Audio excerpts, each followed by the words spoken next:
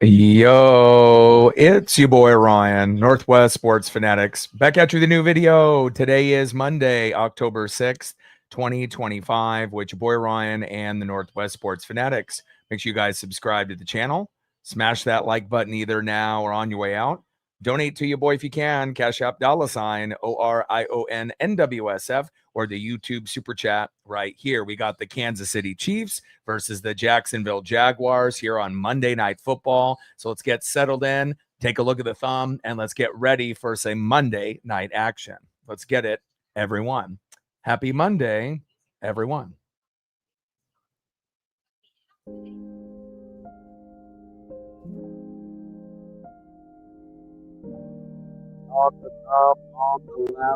The best quarterbacks in the game of all time, Patrick Mahomes. And on the right, you know who it is, the stud running back, Travis Etienne Jr.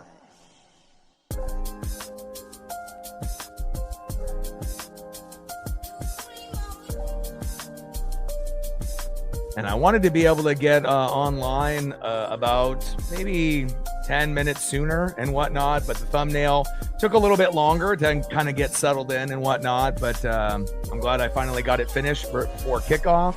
Hope everyone is having a fantastic Monday. Marine being in the building, what's good? Dodgers imposing their will on the Phillies, and again, if the Dodgers win both of their games on the road, it's almost a wrap that they're going to get it done at home. So are we going to get Dodgers, Brewers, possibly Mariners, Blue Jays, if we can find a way to force it to Game 5 possibly? That would be great. And again, we have to take it one game at a time. We'll be doing the Mariners versus the Tigers on Tuesday and Wednesday.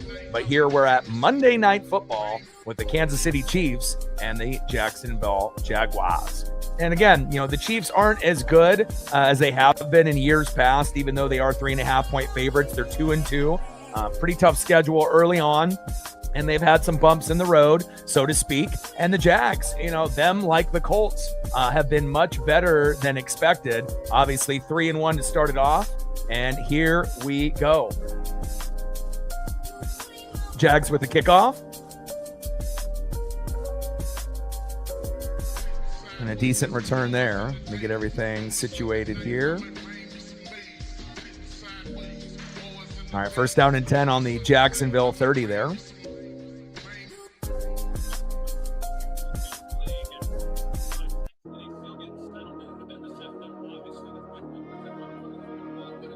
And we'll see if the Jags can actually, kind of make a name for themselves. We know, they've been, at times okay, but they haven't been this good in a minute. Man in motion, Lawrence, hands off. And a strong run right there by Etienne for 7 yards. Cook with the tackle. And again, a lot of ground and pound, you would assume, by Jacksonville, but they're going to have to open it up with, Trevor Lawrence. And Lawrence's numbers haven't been the greatest up to this point. But with that being said, Brian Thomas Jr., absolute stud. Travis Hunter, the rookie, stud. Etienne is a stud. So he'll be relying on his, weapons that are around him to get the job done. But you got to think Lawrence is going to have to throw for at least a touchdown or two if they're going to want to win this game. And up the middle. And another run by Etienne for only a yard. Chanel there with the tackle. Third down. And 2 at the Jacksonville 38. Like, sub, donate, comment, share. If you haven't smashed that like button yet, please do. Help us get to 100 likes. 100 on the dono train. And 5 to 15 subs. Let's get it, baby.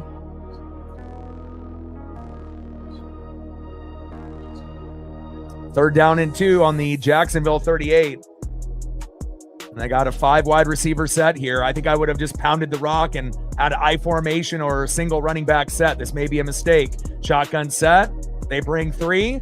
And then a pass. Incomplete. Good coverage there. Etienne was the intended running back. Tranquil. And again, if you're going to want to beat the Chiefs at home on primetime, you got to be a better play caller. When you have, the momentum going in your favor, you pounded the rock once, you got 7 yards, you pounded it again, you got a 1 yard. You should have pounded the rock again or went for like a QB sneak. There's no point of going in a 5 wide receiver set, in that particular instance. but we will see how this plays out. And Jags with the punt. If you would have ran the ball, could have had a first down and possibly gotten a field goal or maybe even a touchdown. And good special teams there by the Jags. No gain with the return. First down and 10 for Patrick Mahomes on the Kansas City 9.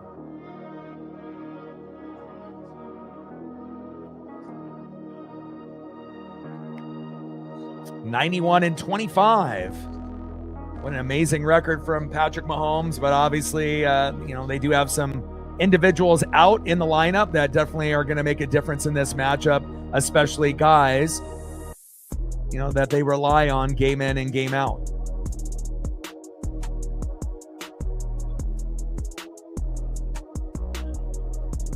First down and 10. Trips left.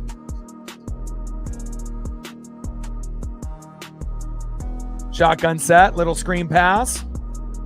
And Travis Kelce gaining about 9 yards there. Good return from Patrick Mahomes.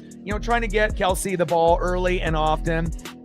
Wingard with the tackle. Second down and 1 at the Kansas City 18.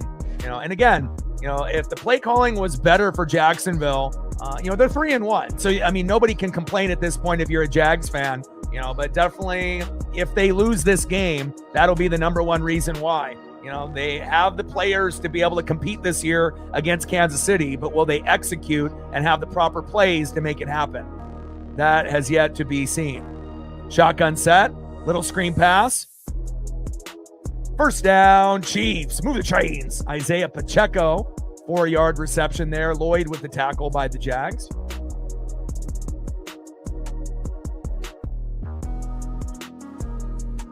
And these are two things that we haven't seen in quite a bit. The Chiefs not being as good as we normally vision them. And obviously the Jags much better in the first month than we normally see. Same thing goes with the Colts in the AFC South. This might be the first year where we get two teams in the AFC South that end up making the playoffs. You're going to get 2 out of the 3 teams in the West, Broncos, Chargers, Chiefs, and you're probably only going to get 1 in the North, Steelers, and then Bills more than likely in the East. Floater, wide open. Nice catch. First down, Chiefs. Patrick Mahomes to Thornton, 24 yards. Move the chains.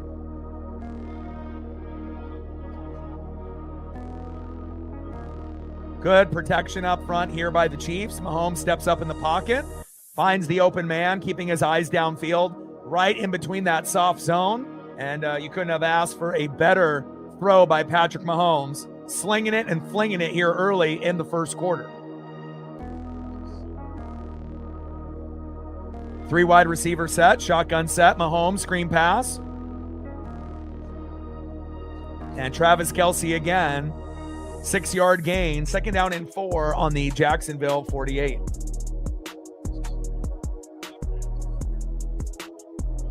No Trayvon Walker, which is going to be huge for them.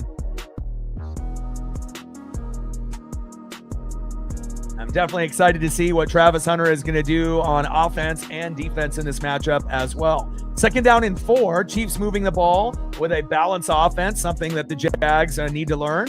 And off up the middle. And Pacheco with the first down, but we got a flag on the play. That may be coming back to holding on the O-line by the Chiefs. Andy Reid looks in, pondering the call. And it looks like it's illegal formation there on the Chiefs. Self-inflicted wounds, you can't have that. 5-yard penalty, repeat second down.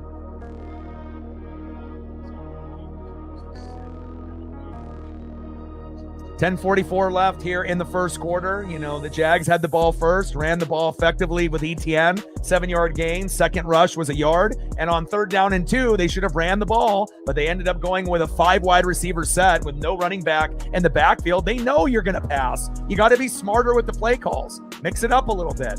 Second down and 9. Mahomes, crossing route. And a nice catch there. A nice catch by Hollywood Brown. 7-yard gain to the Jacksonville 46 and a manageable 3rd down and 2 for the Kansas City Chiefs. Matt Nagy, the offensive coordinator, 4th overall season. I know a lot of people, would like to get somebody a little bit more creative. 6 points in the first quarter. That's the fewest in the NFL. And again, Nagy needs to be upgraded, and at some point they will, maybe after this season. 3rd down and 3. Trips right. 4 wide receiver set. Slant route through his hands. What happened to my hands? Pass incomplete. And that target was to his favorite go-to guy, Travis Kelce. And good coverage there by Travis Hunter and company.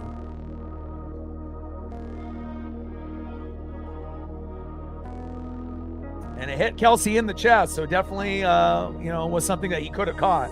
Navis in the building, what's good? Yeah, Polo, what's crazy? Scooball, that's the first time Scooball has given up a multi-homer game since 2021. So for Polo to do it in the playoffs was pretty huge. And now we're 3-0 against Scooball, and he's 0-3 against the Mariners. So if they do decide to go with him in Game 5 on short rest, that might benefit us, with Kirby going against Scooball if they decide to go that route, unless they feel that that's not a good option for them. But, short rest, your best pitcher, but 0-3 against the Mariners. Do you really want to use that player, to potentially, possibly cost the Tigers? But again, if you're the Tigers, you probably want to go with your best player, arguably the best pitcher in the game. But again, it definitely is a little bit in Scooball's head. And, thankfully we didn't get Scooballed. They got Polanco'd. And again, Polo signing the 1-year deal. He could have signed with the Astros, and he wasn't very good for us last year with Mitch Garver, but he sure as hell has been a hero, not only this year, but in the postseason. Now, obviously his defense could be better. Same thing with Gino and same thing with Randy. But one thing is for sure, they all three can hit. Polo, Gino, and Randy. And again, happy that we split that. And I'll be live tomorrow for game number 3, Logan Gilbert on the mound, and game number 4, which I assume will be Bryce Miller.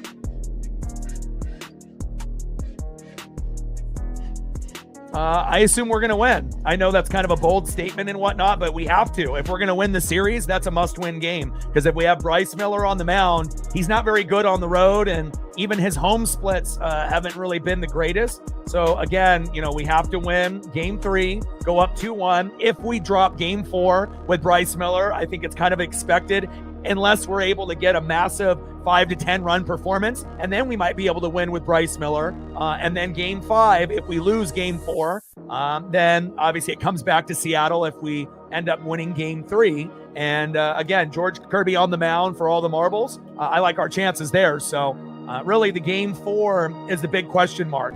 If we win game 3, again, game 4 is kind of house money. And again, if we can end the series in 4 games, great, but we know how good the Tiger team is. So, and it's also possible that Logan pitches tomorrow, he loses, and somehow we win with Bryce Miller, which doesn't seem like it would be as, plausible, but anything is possible, in the playoffs. So you never know. Gilbert wins, Kirby loses, Gilbert loses, Kirby wins. I don't care, however we do it, as long as we get back to Seattle in game 5, unless we're blessed enough to win back-to-back games and 3 in a row. But I'm not sure if that's going to be capable against the Tigers in their house. We have to respect them, and, they're a good team. So we'll see how it goes. And obviously the Dodgers looking like the stronger team, winning possibly 2 games on the road. They will win at home. They will advance, and we'll probably get a Brewers-Dodgers NLCS. Lawrence scrambling towards the sideline, incomplete. And then hopefully we end up getting Blue Jays versus the Mariners.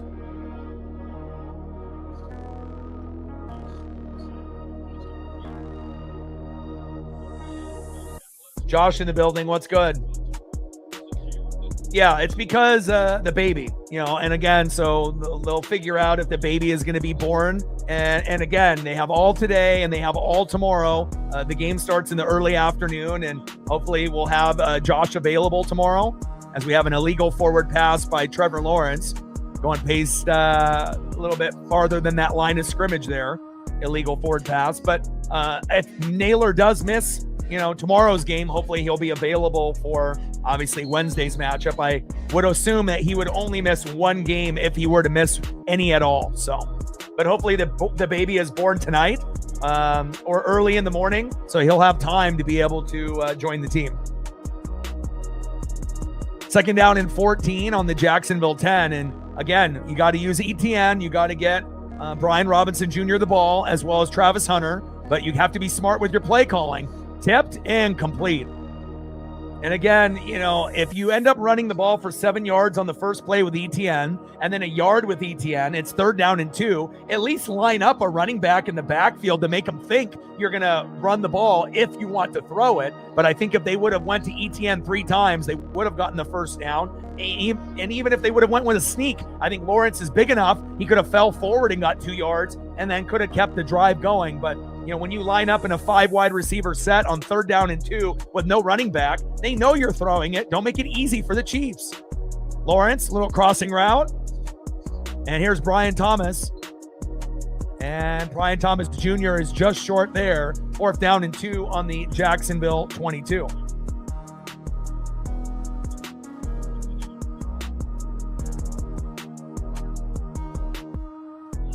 0-0 here early between the Chiefs and the Jags. And this is a huge game for both teams. Chiefs have underachieved this year. Obviously, they have injuries, but, they've been a little rusty. And some tough matchups early for them to be 2-2. They no longer are the team that everyone thinks is going to get to the Super Bowl. Obviously, we know the Bills and the Eagles both lost yesterday, and this is the first time that we have no undefeated teams this early by only week 5. So it kind of feels like, the Chiefs are still going to be in the playoff mix, more than likely. It'll be between them, the Chargers, and the Broncos. 3 teams in the AFC West, only 2 will make it. Colts and Jags have a chance to both make it, as well as the Steelers and the Bills. And even though the Bills lost to the Pats and the Eagles lost to the Broncos, we still think that those 2 teams are 2 of the best in the NFL. It's just hard to be able to go undefeated. And again, it's a little rare, to be able to see everyone with a loss by week 5. But again, that's what makes the NFL great. Everyone is kind of on a somewhat even playing field. Even the shitty teams, that are at the bottom can end up beating contenders at the top if they play, smooth, consistent football with no turnovers, and anything can happen. So we'll see how this one will play out. And for the Jags, 3-1. No one expected them to be 3-1. Same thing with the Colts. No one expected the Colts to be as good as they are as well. So again, kind of a new age and a new beginning. We obviously know the Texans, even though they got a dub, they still look like they're on the fence of not really being there. And then obviously we know the Titans are terrible, but they got their first win because the Cardinal running back dropped the football before crossing the end zone. And then Cam Ward got his first win. But the division normally is one of the worst in football. But obviously now with the Jags and Colts with a fresh start, anytime you can go 3-1 or 4-1 early, that's a good sign for teams that normally aren't that good. And it's good to be able to see some new teams at the top instead of just the same teams over and over. But Bills look nice. Jags look nice. Colts, Broncos, Chargers, Chiefs. Those are the main ones. And then obviously we know Buccaneers, Eagles, and then you got 3 teams with the Niners, Seahawks, and the Rams, and then obviously the Packers and the Lions. So and again, we will see if like the Commanders or the Falcons can heat up, based on a little bit more consistent play from the Falcons and Michael Penix Jr. And when Jaden Daniels is able to be healthy, can they climb back into the playoff hunt? It's possible, but we kind of have an idea of where the good teams are, where the teams that are mid and that are average or below average or struggling. And then we know the bottom feeders at this point as well.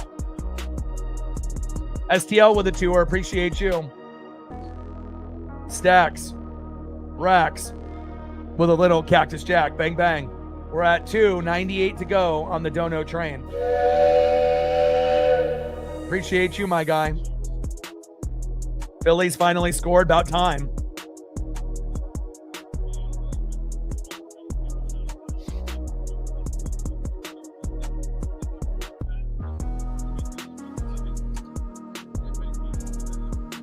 All right, 1st down and 10 on the Kansas City 38. Mahomes has been locked in 5 for 6 with 50 yards so far. And really the Jaguar issue right now is play calling. Shotgun set, little fake, end around. And a flip to Xavier Worthy there for a 9-yard gain. Travis Hunter in pursuit. 2nd down and 1 on the Kansas City 37. Oh, wow, they gave him 10, huh?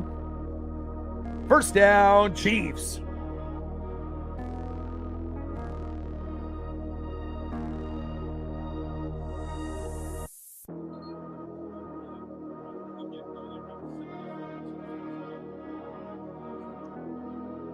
Yeah, I'll get you a Cade at the commercial break. I got you.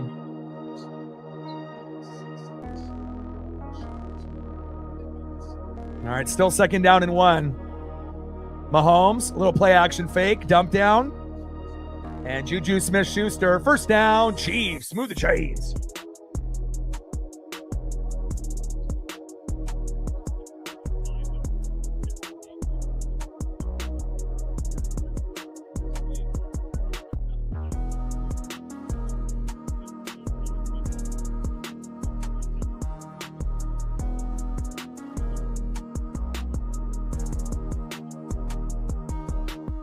First down and 10 on the Jacksonville 39. Handoff. Oh, Pacheco getting loose, breaking 2 tackles and 3. 1st down, Chiefs. Smooth the chains. 16-yard gain there. Beautiful run by Pacheco.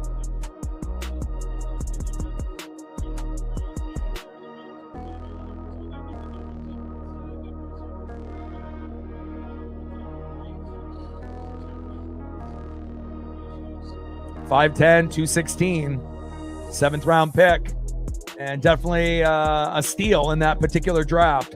1st down and 10 on the Jacksonville 39. Man in motion, shotgun set, handoff up the middle, and good coverage there by the Jag defense.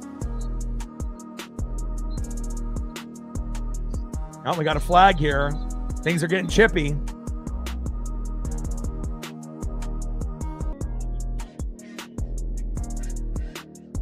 Judah in the building. What's good?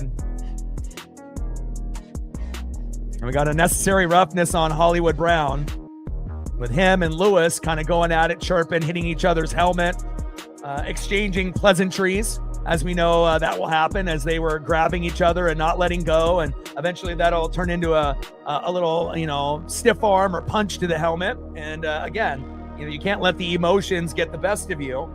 It's not going to matter really with the Chiefs if Hollywood Brown gets ejected from this game. They can still win without him, but that definitely is a piece that they don't want to lose, considering some of the other injuries and suspensions that they have on the roster with like Rashee Rice, for example. All right, 15-yard penalty, 2nd down and 24. And they'll see if they can get a chunk of this yardage back here. Crowd is starting to get into it here in Jacksonville. Nice to see Jacksonville with a 3-1 record early. Same thing with the Colts. Nice to see them, with a 1-loss record early in the season. Little screen. Ooh, and Smith with a nice 15-yard catch and gain.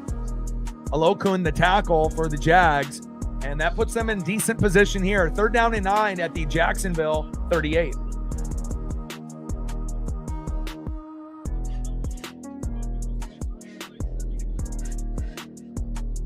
All right, we got timeout called.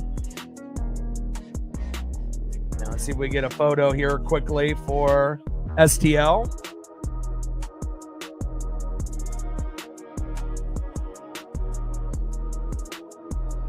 And I'm definitely excited since you are an LSU fan and, kind of put me on Cade Anderson and, him winning the Natty for your LSU Tigers. Go Tigers. It was awesome. And not only to see him do great in the College World Series, the steal of the draft. He should have been the 1st pick overall. He slid to 3. The Angels even took a picture over him at 2, and they're going to regret it for the rest of their lives. And we are very happy that we have Cade in the organization, and he should be hopefully our 5th guy in the rotation next year. We assume at some point Castillo, with his contract and age, will eventually, progress elsewhere. Same thing with Gino and Mitch Garver and a few others, even though Castillo was lights out last night for us. and we appreciate everything that he brings, as long as he's on the team.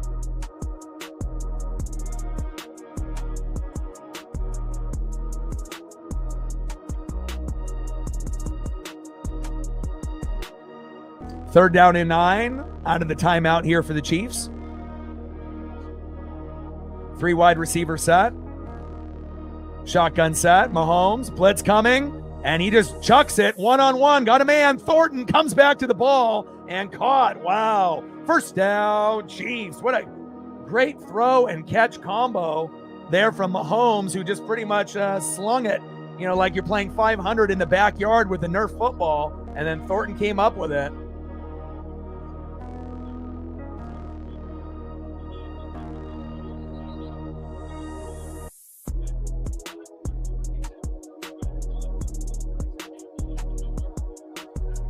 First down and goal on the Jacksonville 6, kind of on a fluke play, but Thornton with obviously great awareness coming back to the ball. I mean, the Sanchez stuff is not really important. I mean, I guess if you're into that, Judah, that that's fine and whatnot. But I mean, I could really care less about a former quarterback. If he was drunk and ended up breaking into a vehicle and ended up getting retaliation and is in the hospital and now will possibly face 1 to 6 years in jail. Way to throw away your announcing career. You got to be better. And we don't know if he was on other things other than just alcohol or whatnot. And I wish the best, for all parties that are involved. But, not really a thing that I'm too concerned with. So, I mean, it's not like he's a player in the league right now.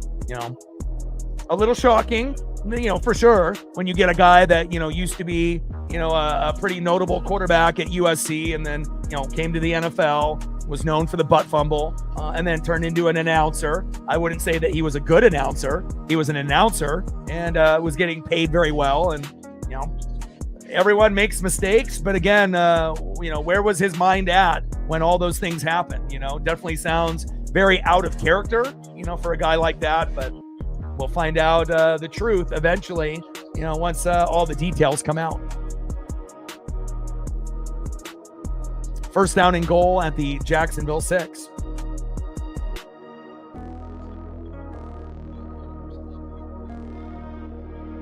Yeah, and again, at some point, Durangelo, who we ended up drafting the year before, will pitch left-handed or right-handed, and they're going to try to make him a starter as well. But I assume Cade will be ahead of schedule, even over a guy like Durangelo and his talent.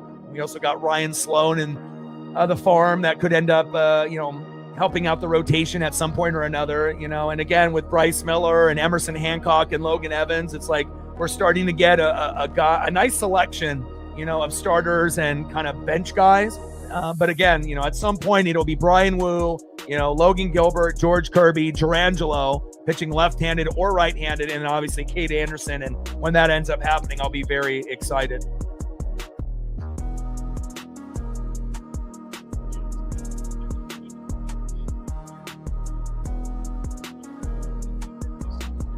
And after the review, they say the catch stands. Second down and first down and goal here with 4 wide receiver set. Shotgun set. Little flip. And Smith gets tackled. Tyson Campbell there with the tackle. 4-yard gain. Second down and goal on the Jacksonville 2. Like, sub, donate, comment, share. If you haven't smashed that like button yet, please do. Help us get to 100 likes. 100 on the Dono train. And 5 to 15 subs. Let's get it, baby.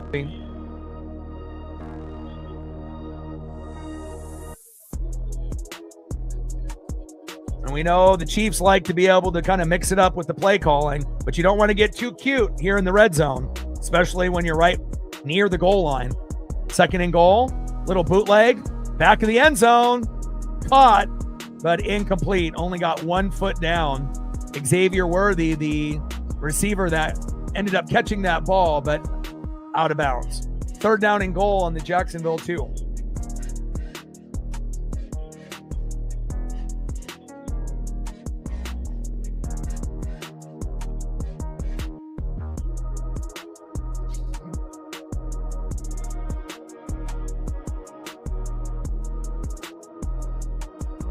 I'm surprised you're not bringing up the Pats' big victory over the Bills. I figured that's what you'd be talking about. Touchdown, Travis Kelce, but we got a flag on the play.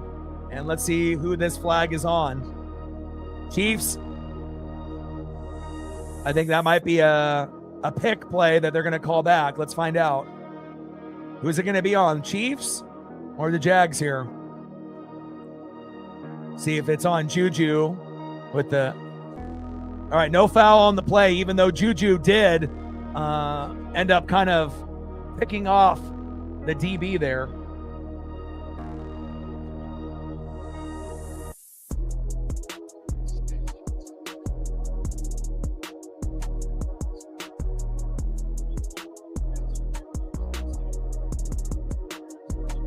Yeah, it definitely looked like a rub route and a pick there that I would have called back, but whatever the refs are deciding here in this particular matchup, that was questionable. Extra point is up and good. 7-0. It's not like the Chiefs weren't going to more than likely score on that drive, especially that close. But, I mean, normally when you end up seeing kind of that rub route or that pick route where they kind of cross each other, and then you get one wide receiver trying to run into the, DB that's guarding the other guy, and then the other guy slips free open. 9 times out of 10, they call that for whatever reason. They called it on the field, and then they decided to change the call. Interesting. 7-0 Kansas City. Yeah, I mean, Buffalo definitely have some self-inflicted wounds, but you have to be proud of that win. The Stephon Diggs revenge game. Drake May has looked much better, and previous, obviously, outings, going into that game. And, again, it feels like there's a little bit of an energy and spark for New England football, and we haven't been able to say that in, quite some time. So big win. And obviously a big win for Bo Nix as well. Beating the Philadelphia Eagles. So that way we don't have any undefeated teams, very early in the season. I mean, it's pretty rare to be, like week 5 and everyone has a loss. Normally you're going to have at least one team or two, maybe 8 weeks in, 9 weeks in that are undefeated at 8-0, 9-0, 10-0. And it's kind of refreshing, to be able to have everyone with a loss, like in half of that time. So realistically, the best record in the NFL, will probably, be 13-4 or 14-3, but it's probably not going to be 15-2 or 16-1. So I think that's good for the NFL. When you end up having that parity, you just never really know what's going to happen. And again, a top contender, can play overconfident and cocky, and they can play a bottom feeder that is going into the game like that's their Super Bowl, and they're going to win the game, and that's the great thing about the NFL. And it doesn't really work like that in the NHL, the MLB, and the NBA all the time. The NFL is going to be one of those sports where it's pretty even. If you look at baseball, basketball, and hockey, you do get those upsets sometimes, but I don't think as often as you do in the NFL. And I feel that's why we appreciate the NFL as much as we do. So.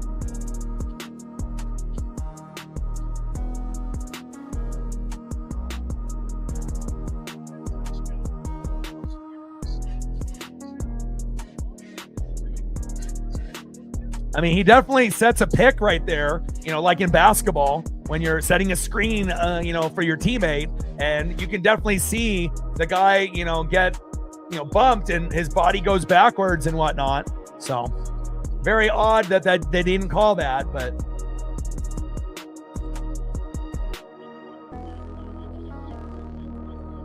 And Chiefs kick off. 61-yard kick there by Harrison Butker. And a nice return, breaking one tackle and another. Wow, 35-yard return.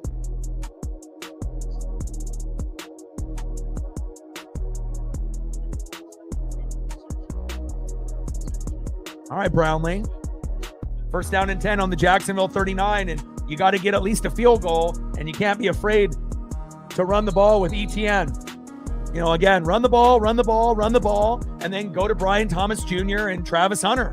It's not that, hard. And again, if it ends up being 3rd down and 2, at least show a running back in your backfield. Don't go 5 wide receiver set so the Chiefs know you're going to throw it. And I feel that's the biggest problem is going to be the play calling for the Jags. Play action fake. Little check down. Here we go with a blocker. There we go. Down the sideline. Rumbling and a bumbling. Nice play. First down. Jags. Duval. Strange with the catch. Connor with the tackle. 22-yard gain. First down and 10 at the Kansas City 39. Fucking bots are relentless. Fuck out of here. Big first down there. And great blocking downfield as well.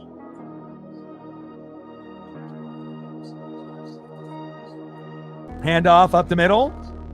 And ETN's got such power out there.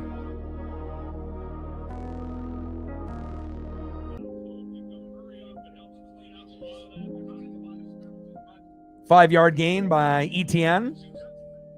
Nick Bolton and Tranquil in there with the tackles. 7-0 here early with the Chiefs. Less than 3 minutes to go in the first quarter. And we'll see what we get here on second down and 5.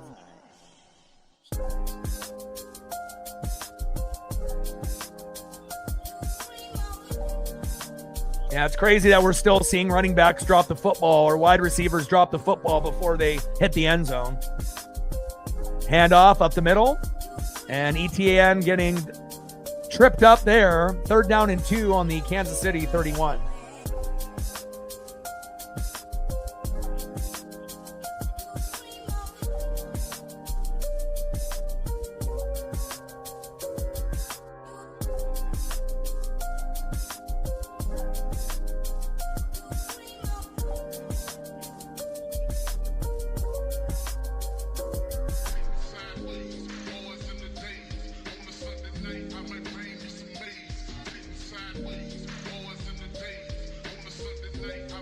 Shotgun set.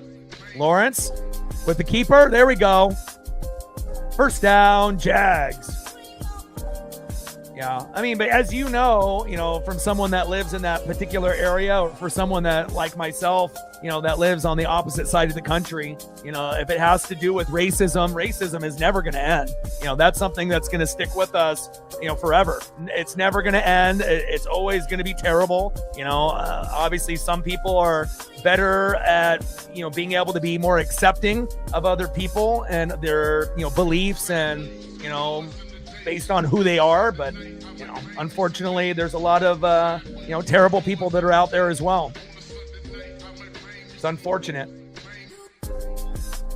First down and 10. Lawrence with the play action. Got plenty of time. Going to a check down there. There we go. Flag on the play. And a nice catch by Brian Thomas Jr., but you got a flag on the play. I think that might be on Kansas City.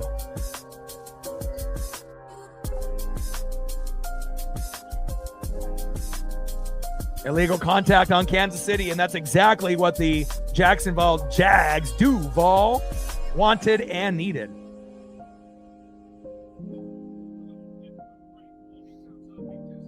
All right, Jags, don't mess this up. Appreciate that. Unfortunate that we couldn't have Boston in the postseason as well. I would have rather seen them than New York. But again, as we know, the Blue Jays are kind of a different animal, this season. So first down and goal. Man in motion. Handoff up the middle. And a good tackle there. Bolton with the tackle on ETN. Second and goal on the Kansas City 7. And that is the end of the first quarter. 7-0 Kansas City.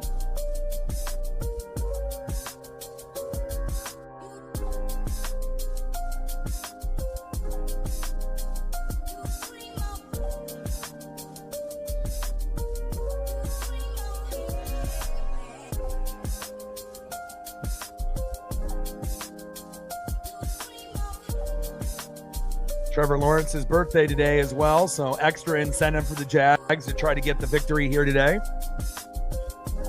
And the crazy thing is with the Jacksonville, play calling, you wouldn't think that would be an issue because Jacksonville's, head coach and play caller was Tampa Bay's offensive coordinator, from last year with Baker. So obviously going from Baker to Trevor is a little bit different. But again, based on the system and the types of calls, Liam Cohen is not really coaching and calling the plays the same type of way, which is a little surprising. Obviously we know Baker will do things differently than Trevor, but, still a lot of the same, kind of backbone of the offense should still be there. But, hopefully the play calling will be better, and hopefully they'll be able to punch it into the end zone here so that way we can get a 7-7 tie.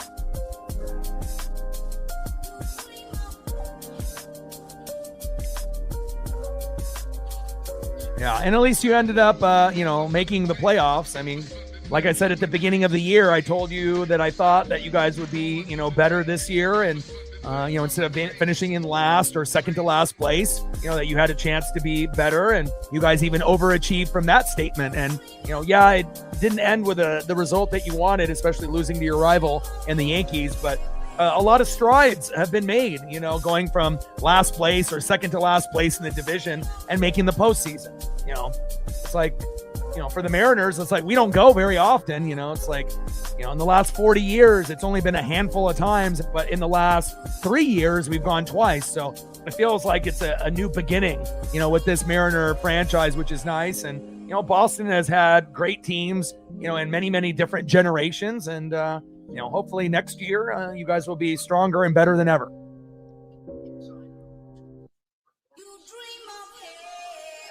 Daniel in the building. What's good?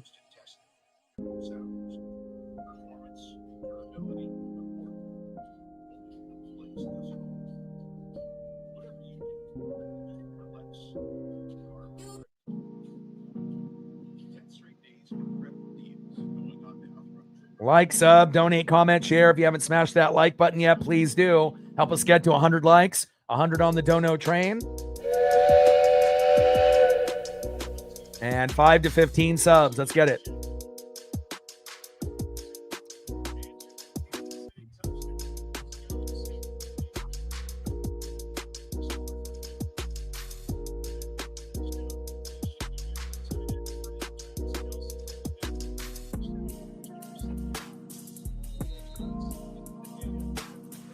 I had to flip that NFL logo after I did the Kate Anderson photo. Second and goal.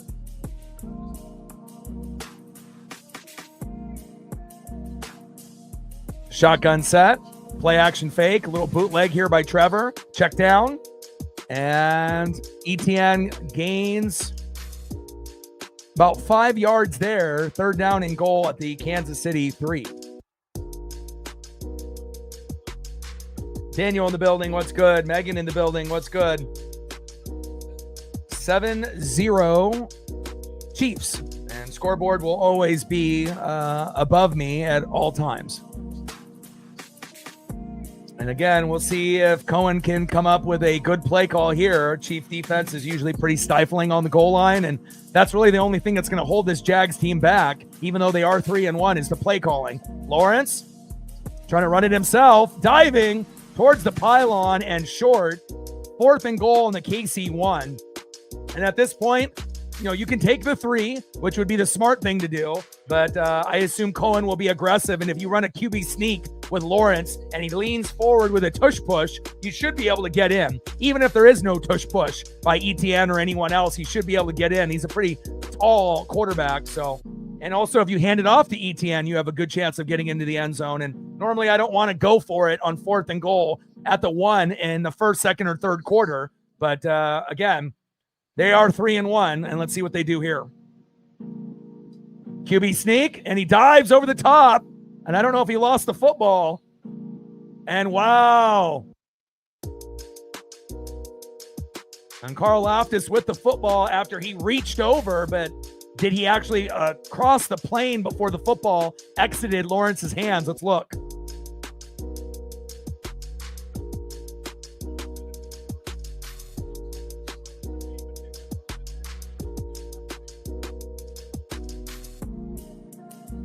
I mean, it does look like it crosses the line, and then Nick Bolton punches it out.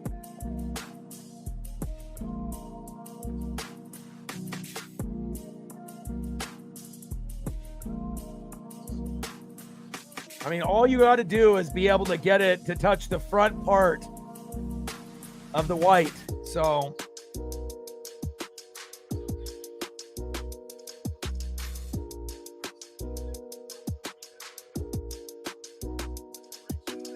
that reverse angle right there is good. The other angle looked like he might have crossed it, but that reverse angle looks like he was stuffed. So after seeing that second replay angle on the opposite side, that should be Kansas City football on the one. But who knows? I mean, again, that pick play that should have taken back the Kansas City touchdown, they called it, on the field, and then they picked up the flag, which was kind of odd. So who the hell knows what we're going to get on this play? They might call it touchdown Jags. So.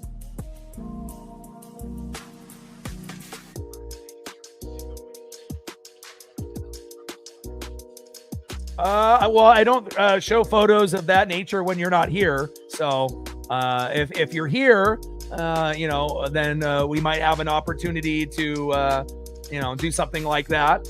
But I did back, when you first talked about it, but I haven't showed the photos since we talked about it and put them up on the screen, however many days ago that was.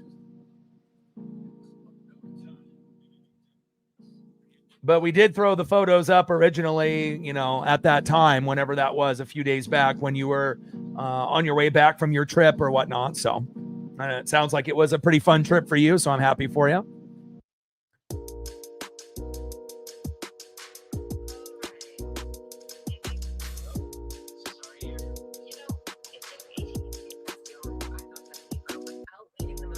(7-0) Kansas City.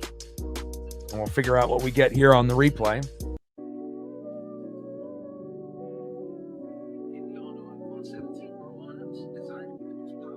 We needed 74 subs to get to 22,600.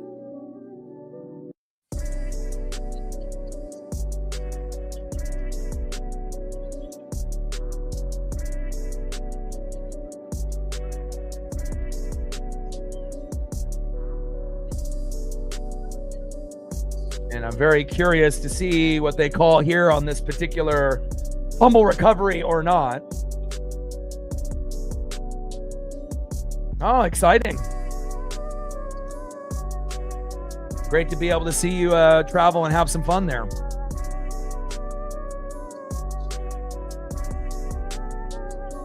Oh, no touchdown then. So Kansas City now starting another drive, and not ideal.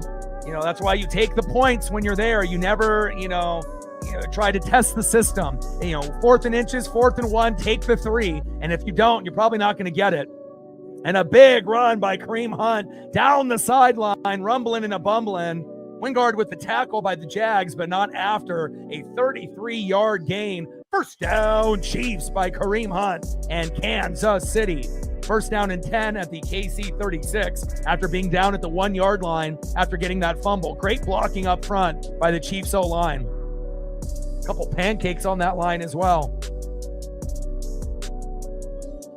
But again, the reason the Jags more than likely are going to lose this game is going to be the head coach and the play calling. It's like they have the weapons with Lawrence Etienne, Brian Thomas Jr., Travis Hunter, but the play calling, especially on third down, not good. And again, if you can't, efficiently play call on 3rd and 4th down, you're never going to win against an opponent like Kansas City, let alone someone worse than them.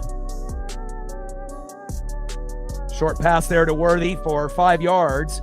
Down to the KC 41, 2nd down and 5.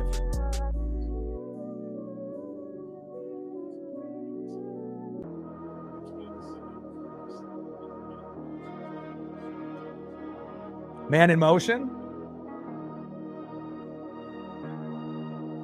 Shotgun set for Mahomes. Blitz off the edge. Breaks one tackle, jukes another. Wow, look at the athleticism and the speed. Tiptoeing in my Jordans, Hollywood Brown. So slippery out there, making the jukes and the moves.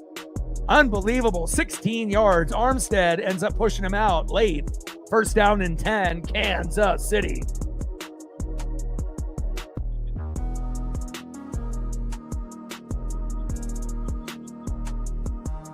Hollywood Brown with all the jukes right there.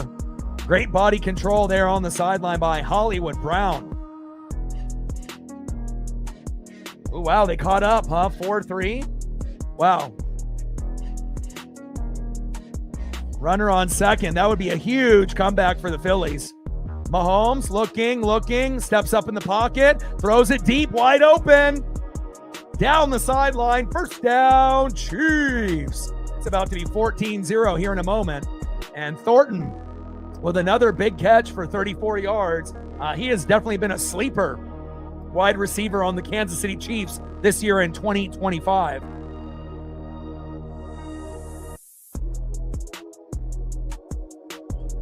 First down and goal, Kansas City. Mahomes, right end, 9 yards, touchdown, Chiefs. And just like that, 13-0, Kansas City.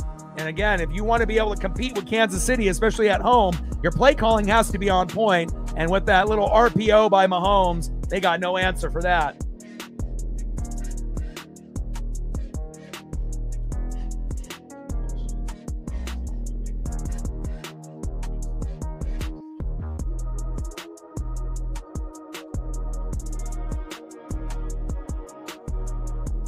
Yeah, people can say whatever they want, but again, we got to get past the Tigers, and then we would have to get past the Blue Jays before we even talk about the Mariners in the World Series. It's a little premature, and we don't know if the Dodgers are going to beat the Phillies, even though they have a very good chance, and who knows, maybe Milwaukee ends up representing in the National League. So a lot of the talk is premature. Extra point is up and good. You know, we need to be able to look at one game at a time. We can't be looking at the World Series when we're still in the ALDS. We got a long ways to go before we can talk about that.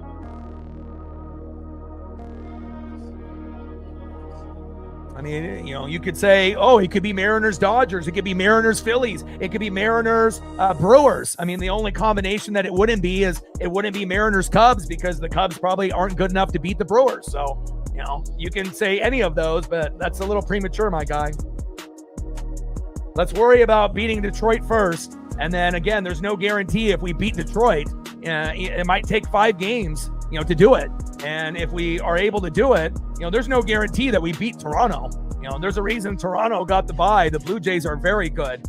We definitely play and match up to them well, you know, but one game at a time, my guy. You don't want to get too ahead of yourself. 14-0, Kansas City.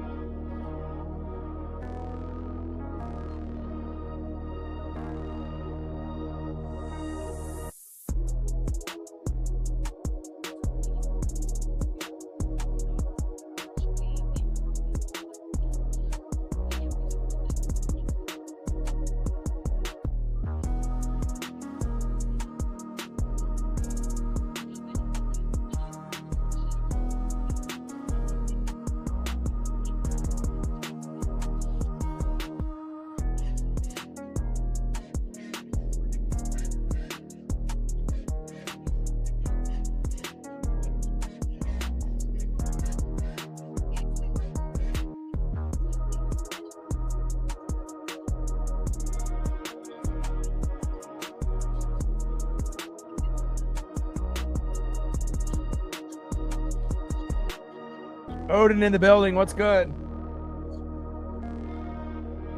We're at 27, 23 to go to get to 50. Let's go. Right now on the Dono train, we are at 2. And on the likes, I believe we're at 27. So trying to get to a hundo and a hundo. But right now, 14-0 Kansas City. And again, play calling, very, very suspect, you know, by the Jacksonville Jags. They have, you know, the personnel, but the decision making, you know, going forward on 4th down and 1, dumb. You know, when it was the first drive of the game, you ran with ETN, 7-yard gain, ETN with a 1-yard gain. 3rd down and 2, you don't even have ETN in the backfield, and then you have a 5 wide receiver set. They know you're going to throw. So again, I feel, you know, that Cohen obviously was a good play caller for Tampa, but I don't know, you know, about this play calling and strategy he has against Kansas City. It doesn't look like they're going to compete on Trevor Lawrence's birthday today. So, and the Mariners are good enough to beat the Blue Jays. Again, the Blue Jays are good this year, but again, the Mariners are very good as well. This is the best team we've had, possibly ever. So again, it's just about taking it one game at a time. Last time that we went to the playoffs, who did we beat in the playoffs in 2022? The Blue Jays. So it's not like we can't beat them. We've beaten them before, and they relatively have the same roster as they did a few years ago. So to say that we have no chance or we couldn't beat Toronto, that's false. We could beat them. And again, it is possible that Seattle could make the World Series. It's just, will they? We'll find out. I mean, there's a reason why the Blue Jays and the Mariners got the bye in the playoffs, just like the Brewers and the Dodgers did. They got the bye because they were the two best teams in each conference, going into the playoffs. 2nd down and 8 here for Trevor Lawrence on his birthday.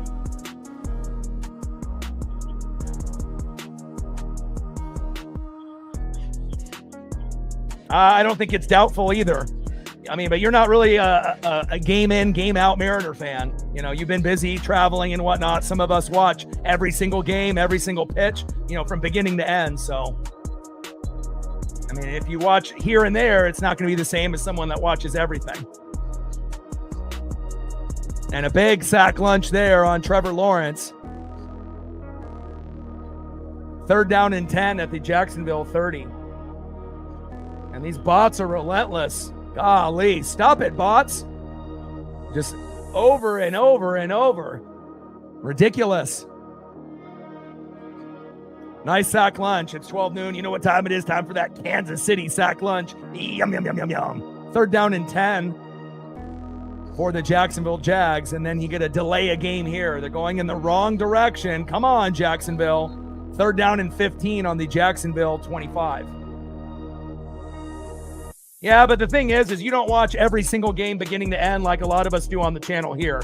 It's like when you watch the Hawks, it's like what we do here for the Mariners. And, again, if there's 162 games, so you might be watching here and there, but you can't honestly say that you're watching every game from beginning to end in a 162 game season.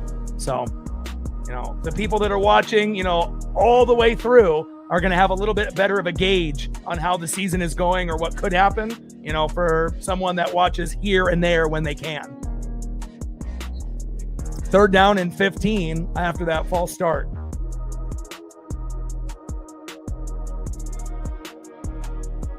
Shotgun set. Lawrence. Hit from behind and complete.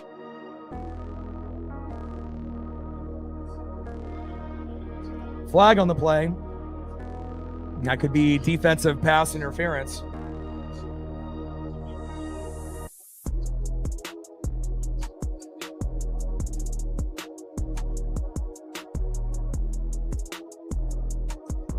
Jalen Watson, the guilty culprit. Defensive pass interference will turn into an automatic 1st down.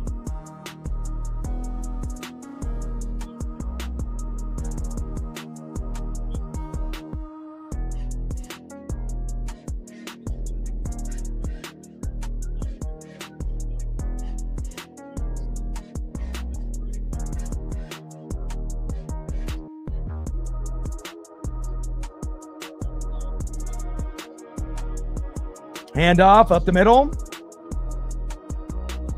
And a 1-yard gain there.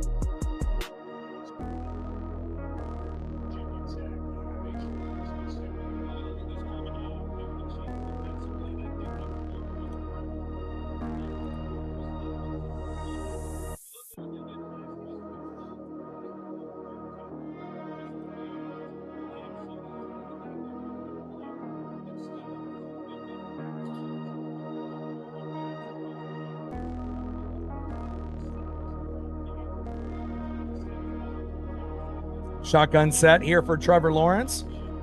2nd down and 8. Lawrence takes off. 1st down, Jags. Nice run there by Trevor Lawrence.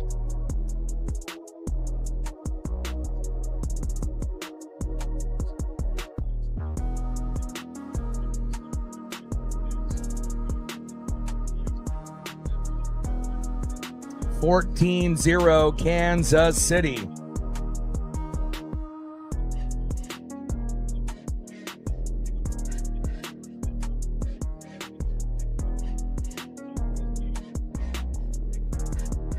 Man in motion. Lawrence, hands off. And that's a loss of a yard there. Tootin going nowhere.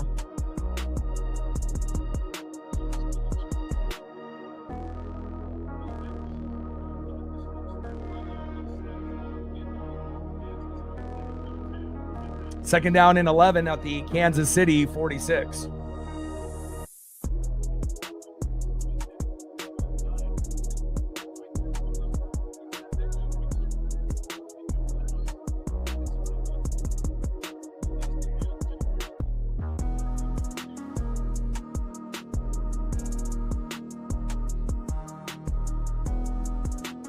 Shotgun set on second down and 11. Lawrence, little screen pass. Travis Hunter using his speed and his juking ability towards the sideline. First down, Jacksonville.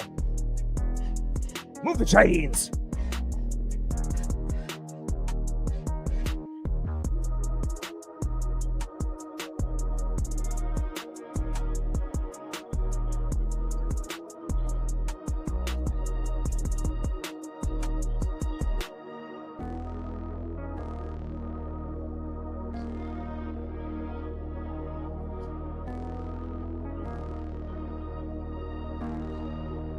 First down and 10 on the Kansas City 34. Lawrence, play action fake. Throw to the sideline. Tipped in the air. Oh my God. How was that intercepted? My God.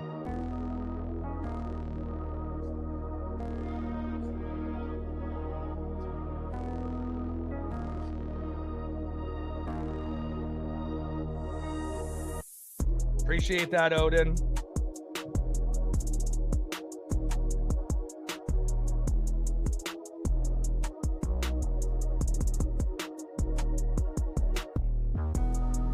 I didn't get the notification there until I had to open it up. Thank you so much, man. Appreciate you. Stacks, racks with a little Cactus Jack. Bang, bang. Another $18 on the Dono train. Appreciate you.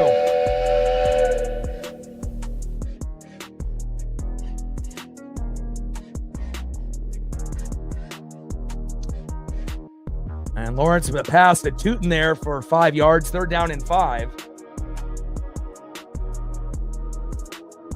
On the Kansas City 29.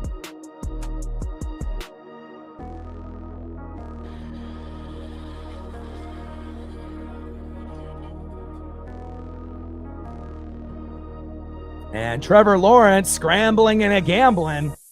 14-yard scamper. Cook with the tackle. First down and 10 for the Jags. Duval.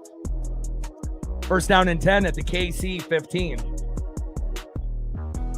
Dodgers held on and won, 2-0 lead, and they go back to Los Angeles. More than likely, that series is over.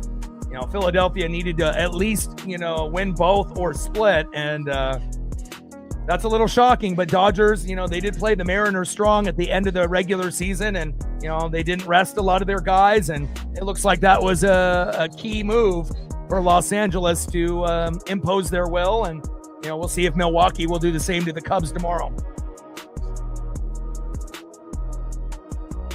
Oh yeah. Well, when you're a Dodger fan though, you're kind of expected, the greatness. It's kind of an expected thing. It's like when you're one of these special teams in sports that wins more times than not, it's like a failure if you don't win the championship. So when you got that type of Dodger, Tom Brady mentality, it's like every year the championship is expected. So the standard is much higher than a lot of other teams that are in the league. And again, every Dodger fan is thrilled to be up 2-0, especially going to Philadelphia and maybe the most, rambunctious drunk crowd, with Philly fans that are Eagle fans there, and to be able to win both games on the road. Very impressive. Megan with a fiver. Lawrence looking towards the back of the end zone, overthrew his target. Brian Thomas Jr. incomplete. Megan with a fiver. Stacks, racks with a little Cactus Jack. Bang, bang. Appreciate you. $5 holla. These bots are just nonstop. I don't think we've gone a stream where I've had like 30 already. We're only an hour in. Like, quit it. Fuck. Bots are relentless.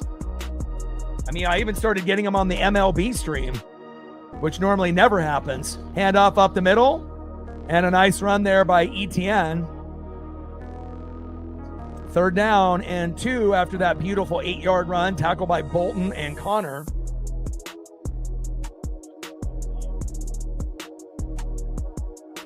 But I mean, if it goes, in the trajectory that we are looking at, I mean, we could get Dodgers, Brewers. But again, the Brewers are very good this year.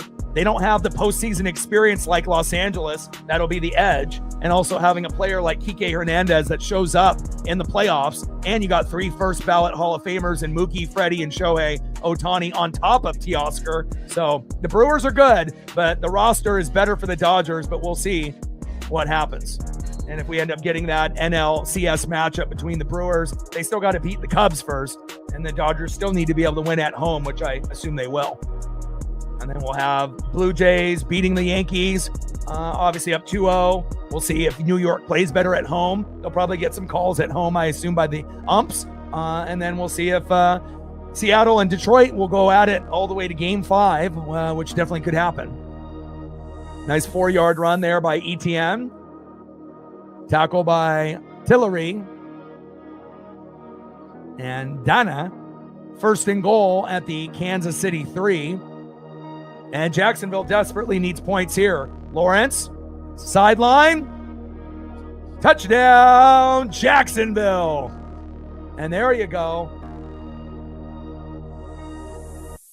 3-yard touchdown pass to Parker Washington.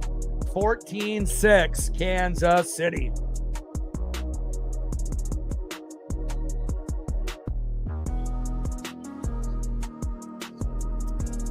Jacksonville this year is better than they've ever been to start off, the first month in quite a while, right? When's the last time Jacksonville, started off a year 3-1? But again, I think like the coaching and the play calling, will be the thing that might hold them back. Execution, the play calling, and the coaching. If you're very close to the goal line, and you have that mentality that, I'm just going to go for it, on 4th and inches, 4th and 1, on the 1 or at the 5, it's going to backfire, 80% of the time. Once in a while, you'll be able to get that touchdown or you'll be able to get that big first down, but you have to take the points while they're there. And if you end up leaving points on the board, it's going to come back and bite you. And, Jacksonville had a chance to kick the 3. They decided to go for it, turn the ball over. So realistically, the game could be 14-10 right now.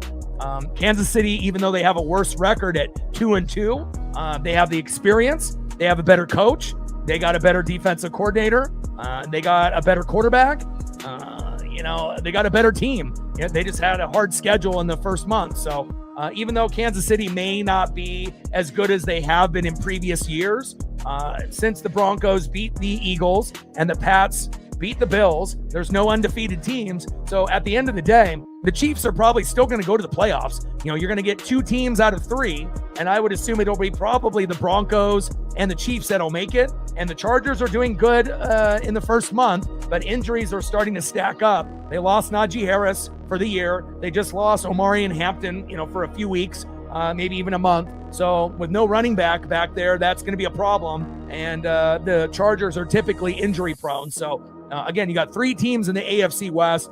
You got the Jags and the Colts in the South.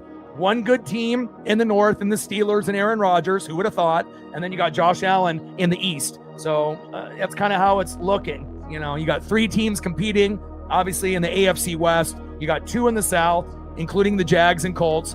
1 in the North. And obviously, we know the Ravens are beat up, injured, and they're going in the wrong direction, and the Steelers are taking advantage. And even though the Bills lost, they're still the best team in the AFC East in their division. So, and then obviously in the NFC, we obviously know Tampa is the top dog in the South, right? And obviously in the East, the Eagles are the top dog there. And if the Commanders can get Jaden Daniels healthy, they might be in the mix down the road. Obviously, you got the Lions and the Packers, they're in the NFC North. And then you got 3 teams in the West with the Niners, the Seahawks, and the Rams that are in a similar situation as the Broncos, Chargers, and Chiefs in the West. You got 3 teams, battling more than likely for 2 playoff spots, and we'll see kind of how it shakes out.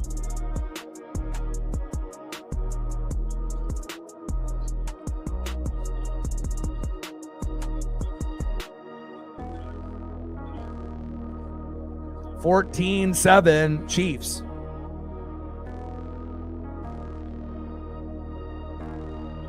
Well, Tampa's going 100%. We're one of the best teams in football, and again, when you got an MVP candidate like Baker Mayfield, that can get you game-winning drives in the 2-minute drill. There's no doubt about that. And, we're injured right now. We got, probably the top team that's injured besides the San Francisco 49ers is us. So we're still finding ways to win, even though we're only winning games by 1, 2, and 3, but we're finding ways to win. And, Jacksonville is playing, good so far in the first month, but it's going to take a hell of a lot to win this game against Kansas City. And again, maybe a little bit out of your element here, but I do think Jacksonville will have a great chance of making the playoffs with Indy, and that would be nice. Nice tackle there by the Jags, and that might be, one of their strong suits if it can keep up. Nice tackle there by the Jags. Second down. But it would be nice to see the Jags and the Bucks, even though we're in separate, conferences, NFC and AFC. It would be definitely cool to see at least a couple teams from Florida, make it, because we know the Dolphins are sure as hell not making it.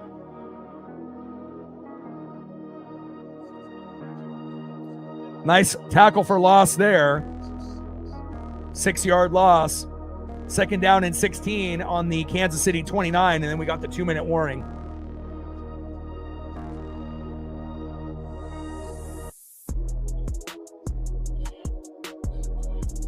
(14-7) Kansas City.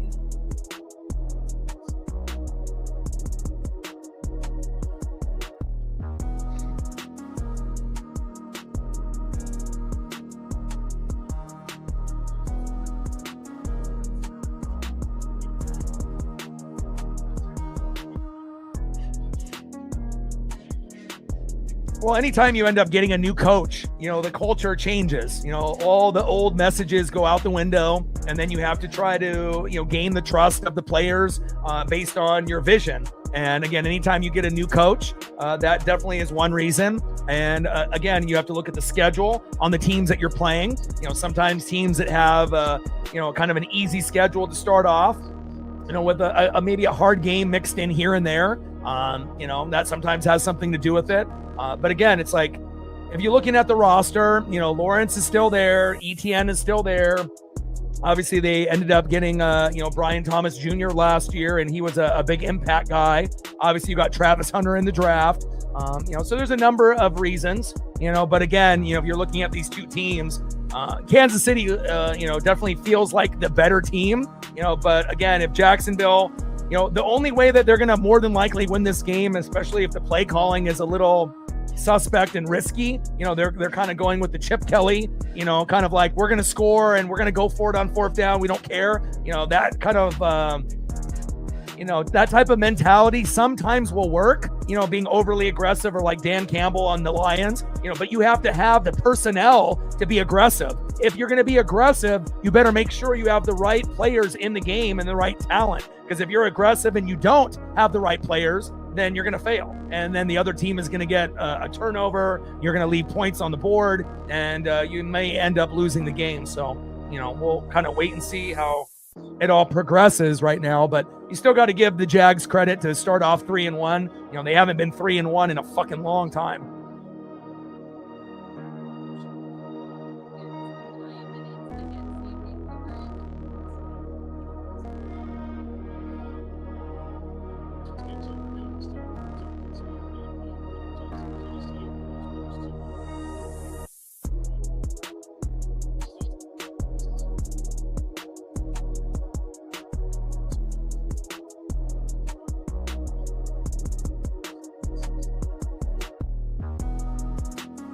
Second down and 16. Shotgun set. Mahomes, pump fake. Pressure. Avoids a sack lunge. Scrambling towards the sideline. flips it out of bounds, incomplete.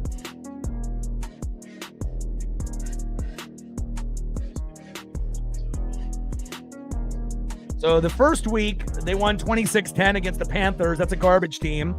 Then they lost to the Bengals, and obviously we know Burrow is out, right? And then they beat the Texans, another kind of crappy team.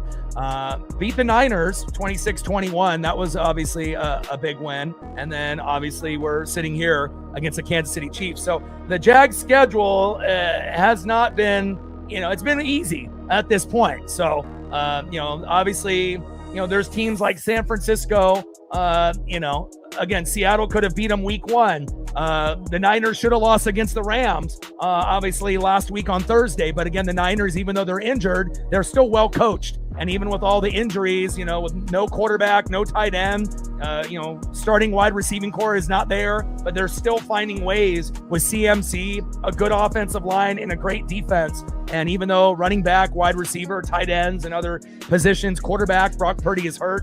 Mac Jones is, overachieved. And it shows you if you have a good coach and you have a good offensive line and a great defense, and your defensive coordinator comes back after being a head coach in Robert Saleh, that is kind of the difference. And again, should the Niners, be at the same level as like the Eagles and the Buccaneers and the Lions? No, they should have more losses at this point, especially with all the injuries they have. But you got to give them credit. They have found ways to win games that they shouldn't have won this year, but they found ways to do it. So, but again, at least for the Rams and the Hawks, they will get a chance to get payback later in the year, and it wouldn't surprise me one bit if they do. So.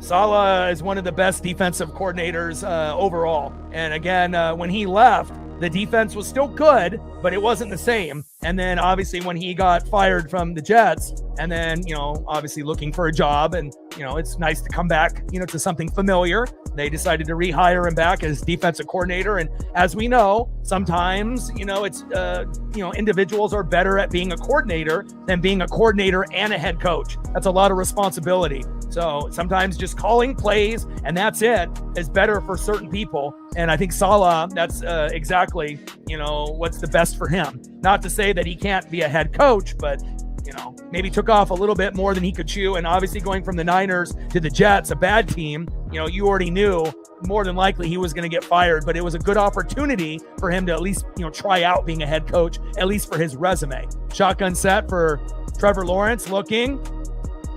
Pass towards the sideline, caught. And Thomas with the catch. First down, Jags.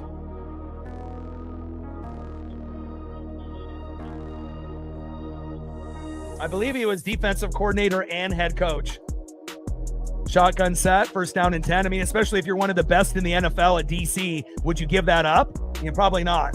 I mean, the only reason that he would give it up, it would be with someone on his talent level, and they didn't have anyone on his talent level there. So, but now he's in a position where he doesn't have to worry about being a leader. He can just call plays, and Shanahan, is the head coach and calls the offensive plays. So, some guys can do it, some guys can. It just depends on who you are. And we got an offensive hold there here on the Jags. First down and 20 at the Jacksonville 11, 14-7 Chiefs.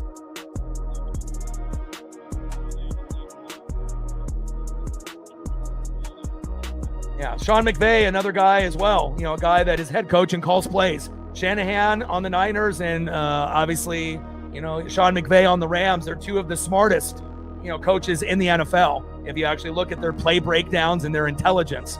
A big reason why they've been competitive over these last few years. First down and 20. The roster may change, but as long as you have those guys there, they may not, obviously we know Kyle Shanahan has a problem in the fourth quarter in the Super Bowl, but other than that, he's been able to do very well. And the clock is running down here, and now we are at halftime. 14-7 Kansas City. And not the most ideal play for Trevor Lawrence on his birthday to go down there. And again, if they would have just taken the field goal on fourth down and 1, it would be 14-10. And then if they could get the big turnover, like a pick six, a fumble for a touchdown, that might be the difference between the Jags possibly, getting the upset or, dropping this game. But if you don't get that big play, the chance of winning against Kansas City is slim to none, unless Mahomes fumbles, throws a pick, or they end up getting, some kind of special teams touchdown. Like, they're going to need something extra. And again, also the play calling hasn't been the greatest for Jacksonville here in the first half.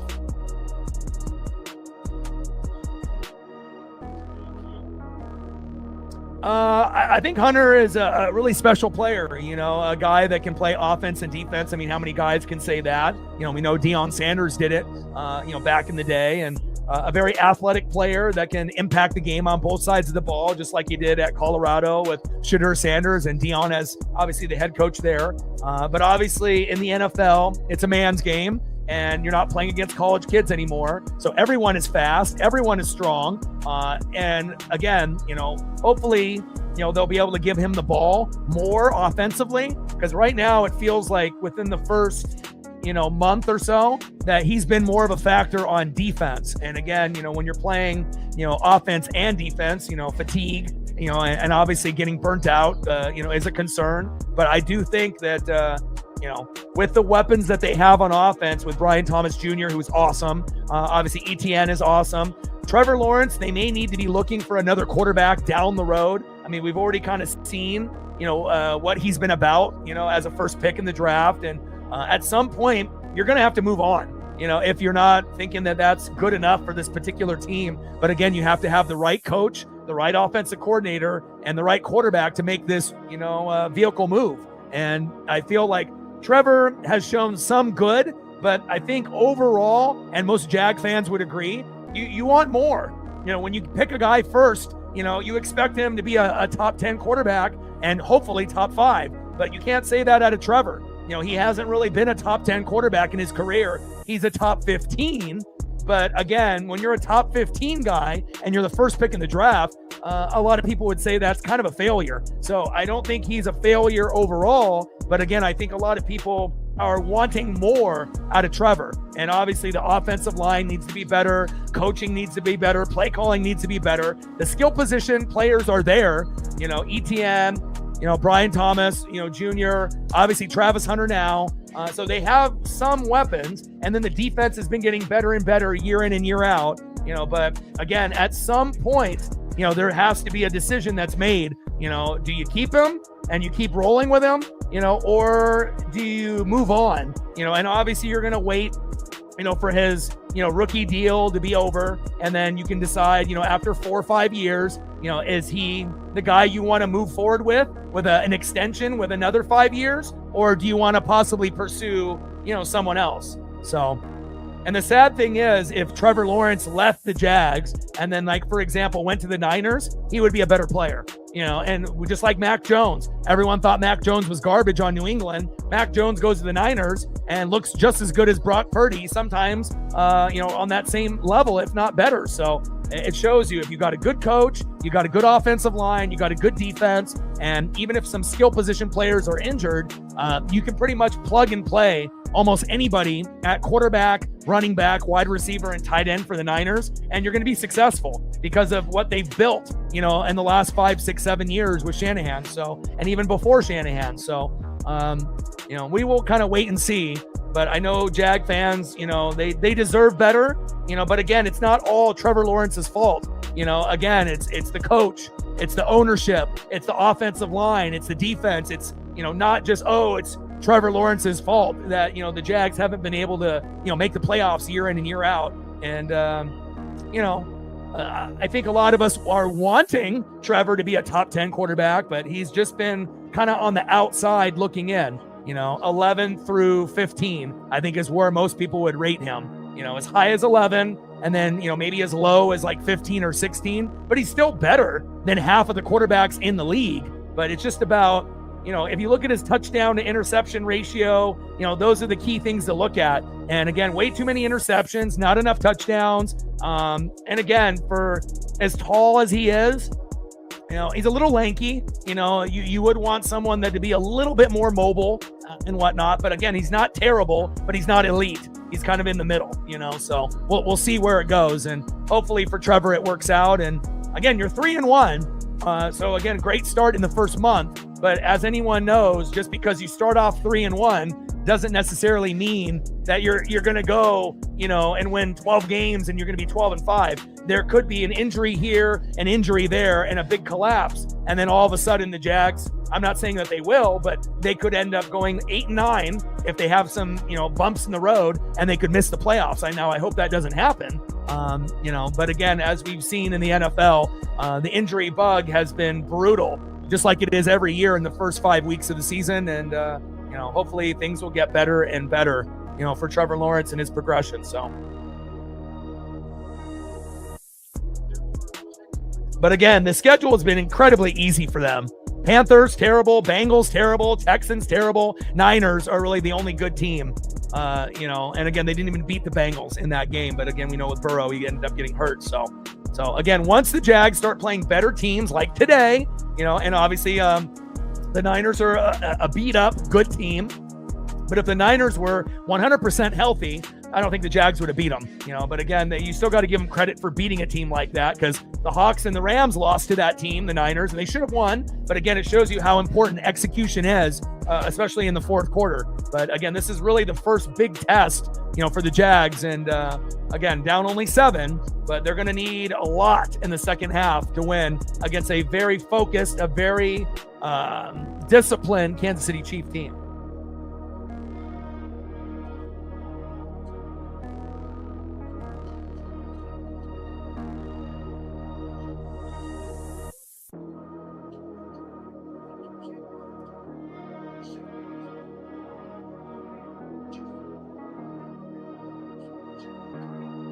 And this is his 5th year on the Jags, so.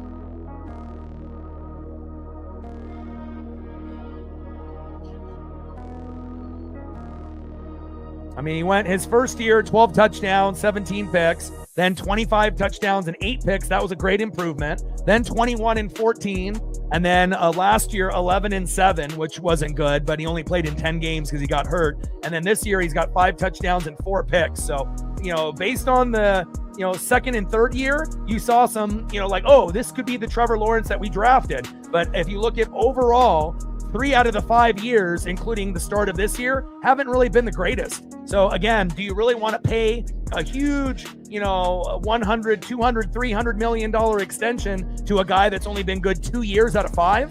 Probably not. Even though he is kind of loved in Jacksonville. Duval, I get it. But again, at some point, you may have to move on, and if you move on and get someone better, then the franchise might be able to go into another direction. Really, if Jacksonville makes the playoffs this year, that might save Trevor's job. Now, if they don't make the playoffs, right, Trevor's probably gone, or they'll consider drafting or bringing on another quarterback from another team in free agency. So this is probably like a make or break year for the Jags. Like, you make it and Trevor has a good year, then maybe they keep him. Or if they make the playoffs and he ends up having a so-so year, then, they might be happy with what he did, but maybe still looking to upgrade. So, but again, the touchdown to interception ratio could definitely be better, but it's not all him. Offensive line, coaching, play call, defense, it all goes hand in hand.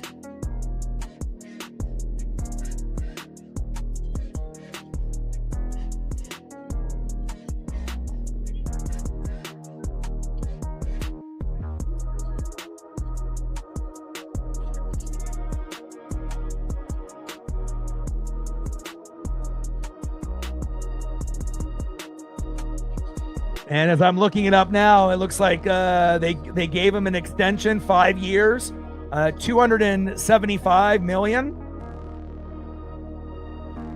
So I guess you're stuck with him then. And I don't know if that is the smart choice, but again, if you're a Jag fan, then you're just going to have to live with that, So it looks like he's going to be the quarterback for the Jags until 2030, unless they end up, towards the end of that, finding someone to replace him. But, again, not sure if I would be wanting to pay $275 million for a guy that's only been good 2 years out of 5. But, again, sometimes people get enamored and they get in love, with someone being the first pick in the draft, But again, now if Trevor was like a top 5 or top 10 quarterback, I would feel a little bit more comfortable paying that kind of money. But if he's never been a top 5 or top 10 quarterback, that's a big risk on giving an extension to a quarterback that has kind of underachieved for a good chunk of his career up to this point. But hopefully this is the year that ends up being like year 2 and year 3 where he looks good. Year 1 was bad. Last year he was hurt. This year, slow start. 5 touchdowns and 4 picks is not good, but you are 3-1. But again, the schedule was easy. So as the schedule gets tougher, then we'll really see, are the Jags contenders or are they pretenders? And we'll eventually find that out as we get into the second and third month of the season. So.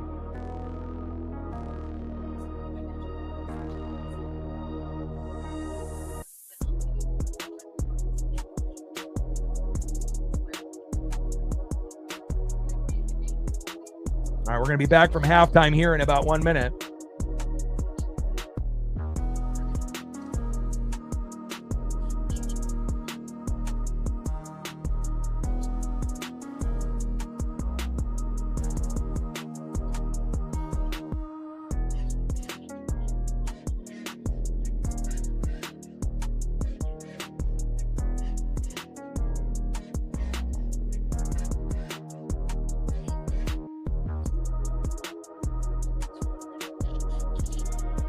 We're at 33 likes, 17 more to get to 50. Let's go.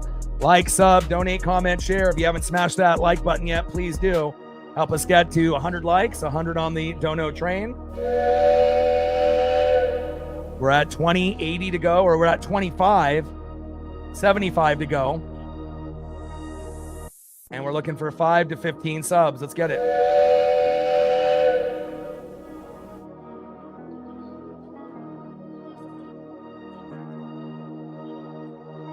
We gained a sub, 73 to go to 22,600.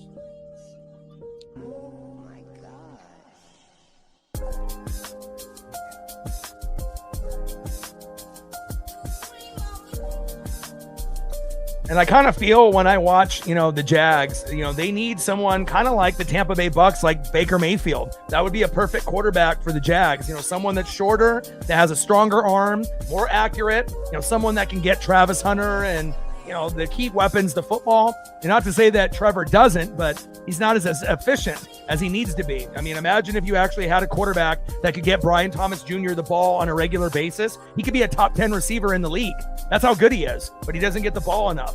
And then obviously with Travis Hunter, he's a rookie, but again, he's used more on defense than offense. But, if Baker was the quarterback for the Jags, it would be a lot more of an explosive offense and someone also that you can use his legs, which you don't really have with Trevor, even though Trevor does, he ends up running a little bit here and there, but not the same type of runner. So.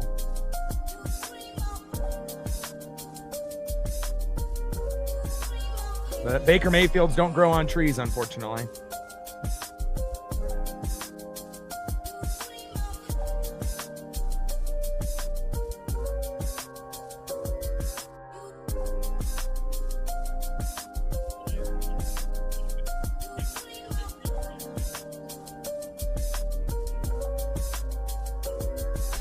Thirty-yard return there. First down and 10. Handoff up the middle. And no gain there by Isaiah Pacheco. Orlokun and Lloyd with the tackle.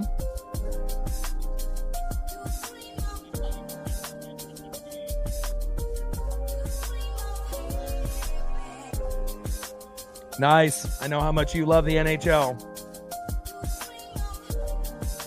Yeah, Baker definitely a top 3 MVP candidate, and if you look at his numbers from yesterday, one of the best games of the year. You don't really see quarterbacks play like that in 2025. And Travis Kelce with a nice catch there, 8-yard gain, 3rd down and 2 at the KC 41. I mean, especially with all the comebacks, we could literally be 0-5.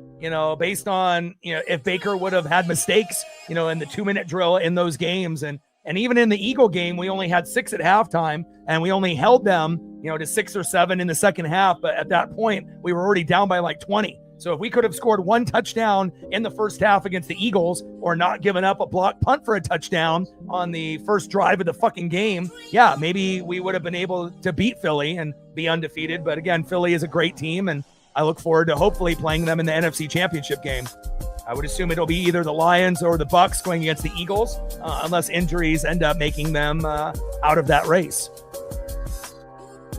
And Mahomes pass incomplete to Hollywood Brown, gets knocked down. 4th down and 2 at the KC 41. But, Baker is the perfect personality for the roster, and I'm definitely looking forward to every single week on how he progresses. Perfect player for us. And it's nice for him to be able to make a name for himself. Anytime you start off as a draft pick for the Browns, usually that means your career is over. And luckily, he was able to find his way to Tampa. And a nice special teams tackle there by Kansas City. Williams there. Let's see if the Jacksonville Jags can drive into field territory at the very least.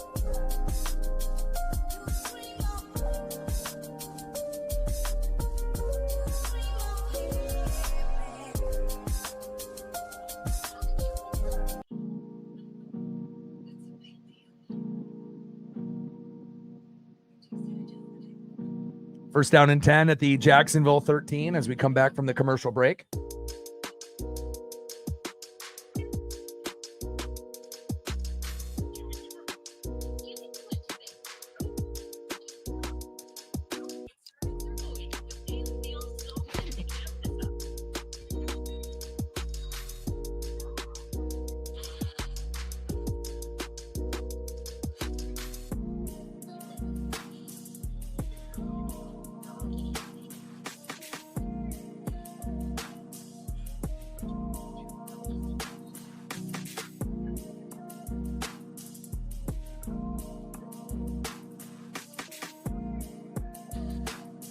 First down and 10 at the Jacksonville 13. Chiefs up 14-7, and Jacksonville definitely needs to get a field goal on one of these next 2 drives. I mean, obviously a touchdown would be, ideal, but we will see.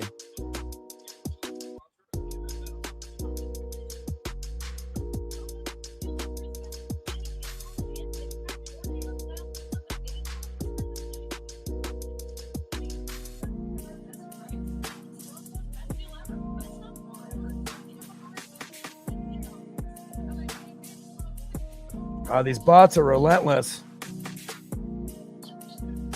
One bot after another.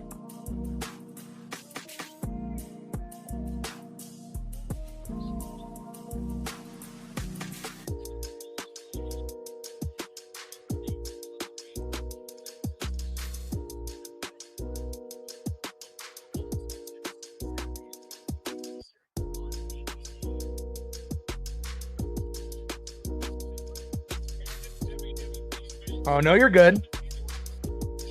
I'm just grinding it out, working every day.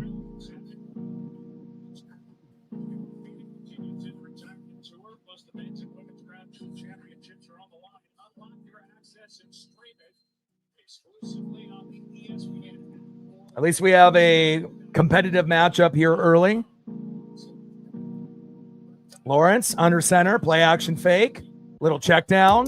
ETN is there. And they got to get ETN the ball as much as possible. And a nice 7-yard catch and run, tackle by Nick Bolton from the Chiefs. 2nd down and 3 at the Jacksonville 20. Logan Gilbert will be pitching for us tomorrow. And I think that we have a very, very good chance of winning that game tomorrow, even though it will be on the road. We have a better chance winning with Logan than we do with Bryce Miller, unless we end up scoring 5 to 10 runs, and that could be possible, even though it was low scoring in the first 2 games. 2nd down and 3, handoff, ETN, finding the crease, 1st down, Jags. Good vision and good agility by ETN. 1st down, Jacksonville. Duval.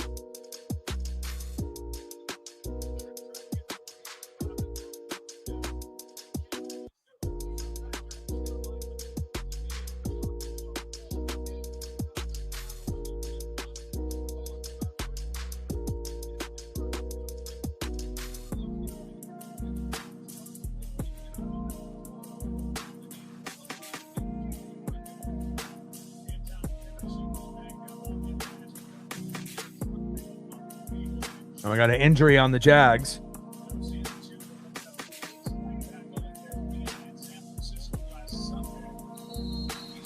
Harrison goes to the sideline. It's going to be Jack Flaherty, the pitcher for the Tigers. And the game is on early tomorrow. It's on at 1:08, so it's not on in the evening. It'll be in the afternoon on Tuesday and Wednesday. 1st down and 10. Lawrence, play action fake. Chiefs bring the blitz. Lawrence avoids the pressure, keeps his eyes downfield, got a man. Wow, Travis Hunter.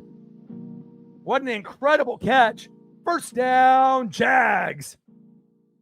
Great vision and great discipline and patience by Lawrence, and great athleticism by Travis Hunter, going up at the high point over 2 Chiefs and getting undercut and still hanging on to that football. Beautiful play for Travis Hunter. That reminded me of him with Shedeur Sanders on Colorado last year. Wow. And they go back to Hunter again and then wrapped up with the tackle. And Travis is exciting. You know, he definitely has that top, tier athleticism. There's no doubt about that. And nice blocking up front by ETN. Otherwise, that would have turned into a sack lunch.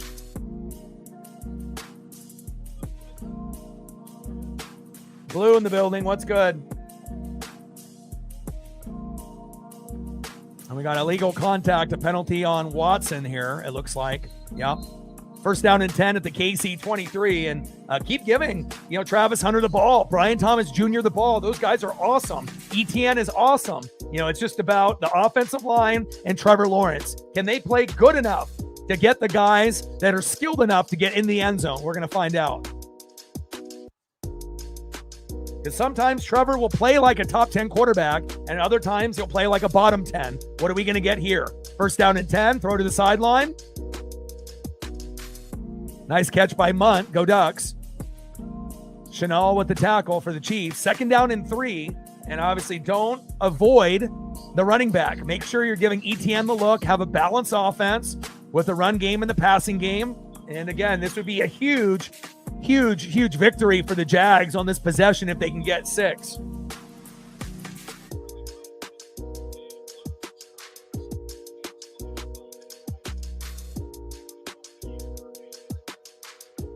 Second down and 3. Handoff up the middle. Ooh, there we go. 1st down, Jags.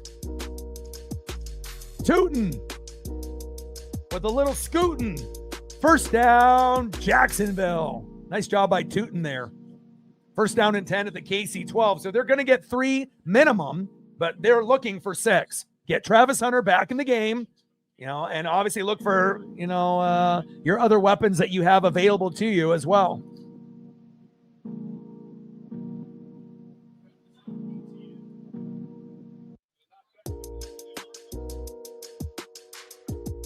First down and 10, and you can't have self-inflicted wounds like false start or penalties. You got to go forward, not backwards. Hand off to Tootin again. But when you're running right into Chris Jones, you're probably not going to go too far. Nice tackle there by Chris Jones. Chris Jones. 2nd down and 8 at the KC 10. And then this is where you get paid the big bucks if you're a head coach or a play caller. What kind of calls are you going to be able to, dial up in this crucial moment? And can the offensive line block long enough against this Kansas City defense to actually make the big play? 2nd down and 8 at the KC 10. Island Steve in the building. What's good?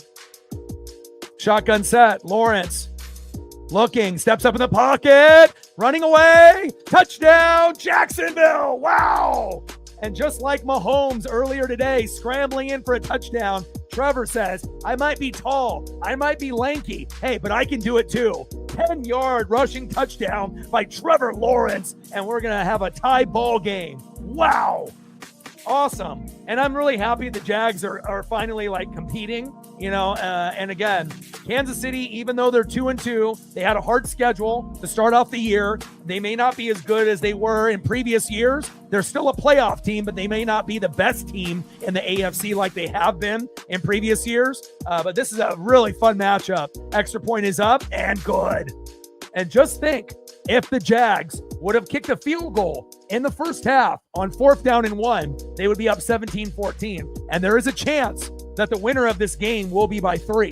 And again, if it ends up being the Chiefs, everyone will go back in the tape and look at that particular play call by Cohen, going forward on 4th and 1 and getting a fumble and not even getting anything. And they could have gotten 3. So anytime you have a chance to get points, you take it. You just never know how the second half is going to shake up. But great blocking up front, great effort by Trevor Lawrence, and we got a 14-14 tie.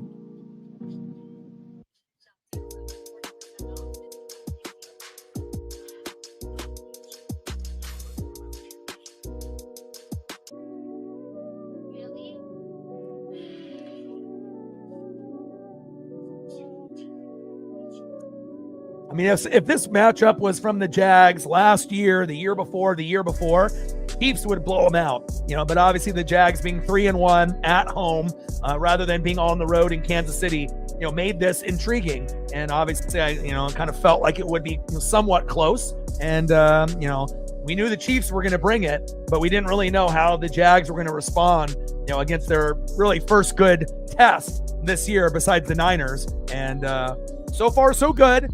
And again, they're going to have to, hope that the defense, can end up making a play. And it may come down to whoever has the ball last that potentially can win the game. We will wait and find out. But nice to be able to see a game being 14-14. And a lot of the Monday night, Sunday night, Thursday night games that we've called, have been close. We haven't really had a lot of like garbage games that we've done. I think we've had maybe one so far this year out of like the, however many that we've already done through week 5. So, nice to be able to see competitive football, regardless if it's your favorite team or not. So.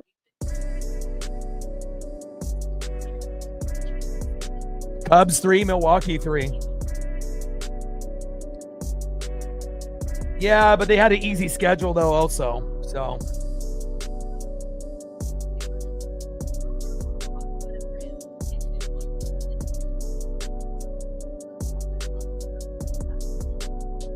I mean, the defense for the Jags has been good up to this point, but again, if you look at who they've played, it kind of makes sense. All right, you played the Panthers, they're terrible. You played the Bengals, they're terrible. The Texans, they're terrible. The Niners, they're a good team this year, even though they're hurt. And then now you have the Chiefs. So again, they haven't really played anybody, so they've been able to beat up the shitty teams and, make a name for themselves. But again, if they would have played some better teams, maybe the Jags are, realistically 2-2, and if they played really good teams in the first month, maybe they were 1-3. The record is flipped. So you still got to give them credit, for winning games, that maybe they would have lost last year, but it's not like they've played anybody. This is their first test besides the Niners. And, we'll see if they end up, making this a 4-1, Jacksonville Jaguar team, or if they end up being 3-2. But I still want to give them credit, because, when's the last time the Jags were 3-1? When's the last time the Colts, had a 3-1, 4-1, type of record? It's been a long time that we've seen these two teams. Texans were pretty good in the South for a while, but they've regressed, and we know the Titans are garbage. So even though they got their first win, based off DeMarcado, dropping the football before the end zone, and obviously the Titans beat the Cardinals. Mahomes with a little flip, caught. And a nice gain there by Xavier Worthy. 9-yard gain, 2nd down and 1, AC 41. Cubs and Brewers going at it in a must-win game for Chicago if they want to keep pace with Milwaukee.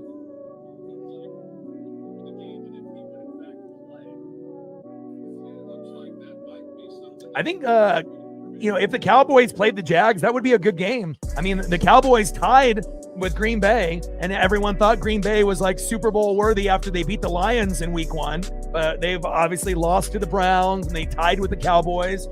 Dak played great, and whatnot. But again, you just never know what you're going to get week in and week out in the NFL, and that's why we love it. It's week 5 and we have no undefeated teams. Normally we go all the way to week 8, week 9, week 10 before we have no undefeated teams. There's always someone that's 8-0, 9-0, 10-0, so for it to be week 5 and we have no undefeated teams, that means that everyone is pretty even. Bad teams can even beat elite teams this year, and that's fun to see. 3-yard run there by Pacheco. First down, Chiefs. Bucks Niners, yeah, that would be a good one. Obviously, the Niners are injured, and so are the Bucks. Those are the two most injured teams in the NFL right now. But again, they're finding ways to both win. Again, when they get healthy and when we get healthy, it'll definitely be very, very interesting. The difference is Tampa's going to win the NFC South, with the only competition maybe being the Falcons, but they're not very good this year. Right. And then obviously with the Niners, they have more to work with because they have to battle the Hawks and the Rams. And there's no guarantee, even though the Niners are in first place now, that doesn't mean that they're going to the playoffs. They could, but you're probably only going to get 2 teams out of those 3. So someone's going to miss it, between the Niners, the Rams, and the Hawks. And all 3 of those teams are good. It's just, the head-to-head matchups will be crucial in the division. And also down the stretch, injuries will be a key. First down and 10 at the Jacksonville 46. Shotgun set from Mahomes. Sideline throw, caught, pumps on the brakes, and a nice shimmy and shake by Xavier Worthy. He is slippery. Travis Hunter in coverage.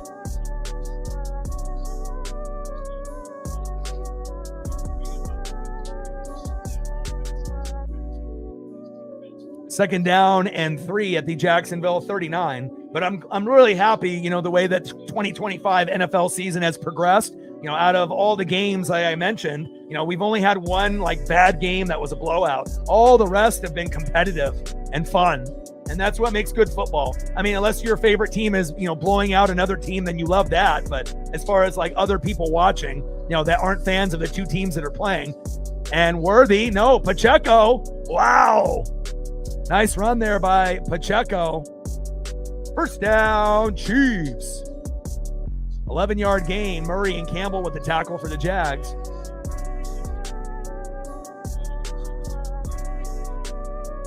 Look at the cut by Pacheco there. And again, great blocking downfield, getting to the second level by the Chiefs O-line.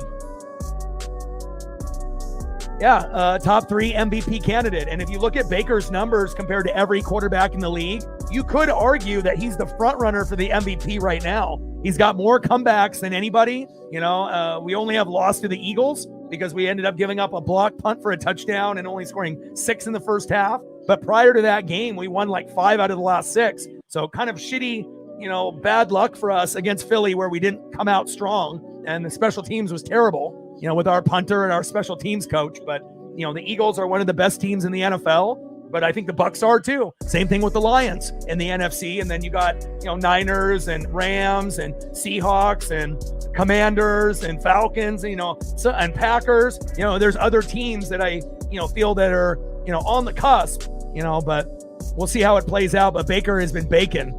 Throw to the corner of the sideline, back of the end zone, incomplete. Intended receiver was Thornton, who's been a sleeper for the Kansas City Chiefs this year. He's been magnificent. Tyquan Thornton.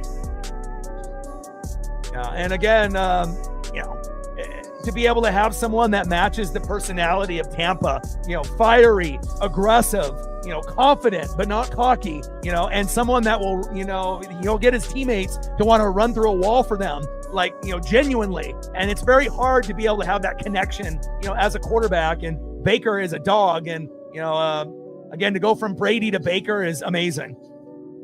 Shotgun set. Mahomes looking for a target and deciding to keep the football. And that was a good decision there. Scrambles for 8 yards. 3rd down and 2 at the Jacksonville 8. I mean, once Jaden Daniels gets healthy, they'll be in the mix, And obviously if Michael Penix Jr. and that Falcon team can kind of put a string of wins together, they might be able to kind of get back in the mix with the Commanders, But we know the Bucks in the South, Eagles in the East. Obviously, we got the Lions and the Packers in the North, and then 3 teams in the West: Niners, Hawks, Rams. It's going to be a lot of fun to see how it plays out. 3rd down and 2. Shotgun set. Hollywood Brown is there. Wide open. Crossing route. And caught. 1st down, Chiefs.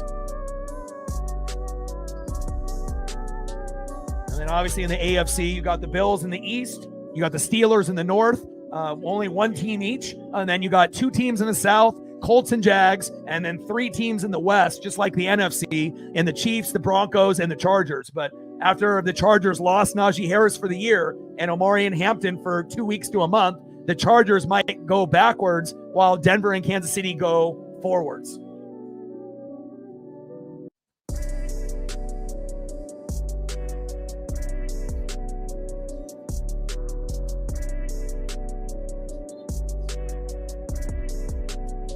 Kareem Hunt up the middle, no gain.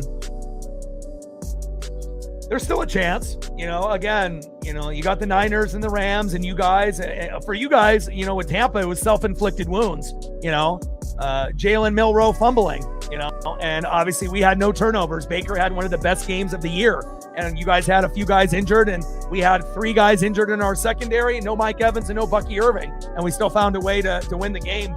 And then the big interception when the football hit the helmet and Levante David intercepted it. So the Hawks had 2 turnovers, Buccaneers had none. That was the difference.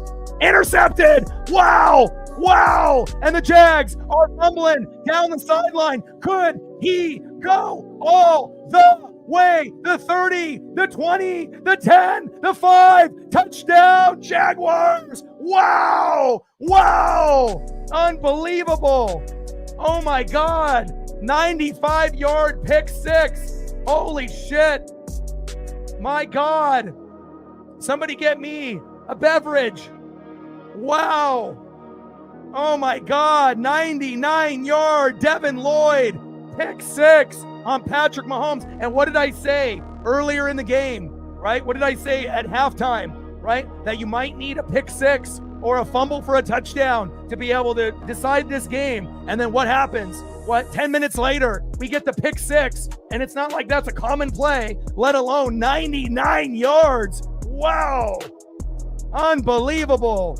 Extra point is up and good. And again, my ESP is usually on point. I watched enough football to understand, and not only football, but baseball, basketball, hockey. When you watch enough sports, history tends to repeat itself. And when you have 2 teams, that are pretty even, again, you're going to need that explosive pick 6, fumble for a touchdown, special teams touchdown, something crazy to kind of change the outcome. And wow, Jacksonville. And just imagine if Jacksonville, right, would have kicked the field goal in the first half when it was 4th and 1 on the 1. It would be 24-14 right now. And realistically, the Chiefs probably wouldn't come back from that. They would still be close, but that could have been the difference. And again, now it's only 7 points. But if the Jags, would have had better coaching, again, first-year coach, coming from Tampa, as the old offensive coordinator, he's still a work in progress. But again, the defense comes up big. And it's not like Mahomes, gives up interceptions often, and not only that, he doesn't give up pick 6s, let alone 99 yards. Wow. One of the most explosive plays over this 3 days that we've seen. Amazing. Incredible. Wow. Well, the Chiefs, you got to understand, they're not as good. Father Time finally kind of caught up. They were the best team for years and years and years in the AFC. Just like Tom Brady and the Patriots, were very, very good year in, year out, year in, year out. Who's going to the Super Bowl? Oh, probably Tom Brady. Who's going to the Super Bowl? Probably Patrick Mahomes. It was just kind of a given, right? Because of how good they were. Mahomes, Kelsey, Andy Reid at head coach, Spags at defensive coordinator, Chris Jones. But now, right, everyone is caught up, right? The Broncos are better. The Chargers are better, right? The Bills have always been good. really the only difference this year is the Ravens have gone backwards because of injuries and bad play and bad coaching. So again, the Steelers, they kind of came out of nowhere with Aaron Rodgers. I don't think anyone anticipated Rodgers being good, with Pittsburgh. But again, the other teams in the North, Bengals, Joe Burrow is hurt. Lamar is hurt. The Browns are terrible. So obviously someone had to take advantage, and obviously Rodgers is not hurt yet. So the Steelers are the top dog in the North. Josh Allen lost to the Pats yesterday, but they're still one of the best teams in the AFC. You got the Jags and the Colts overachieving in the South. Normally they're not very good. They're great this year. And then again, you got three teams, Chargers, Chiefs, and Broncos. And what a great run after the pick by Devin Lloyd. Incredible.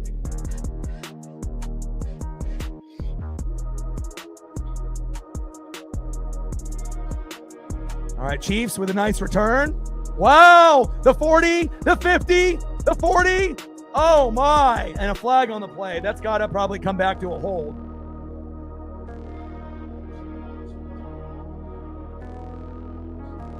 Coming back with the penalty there.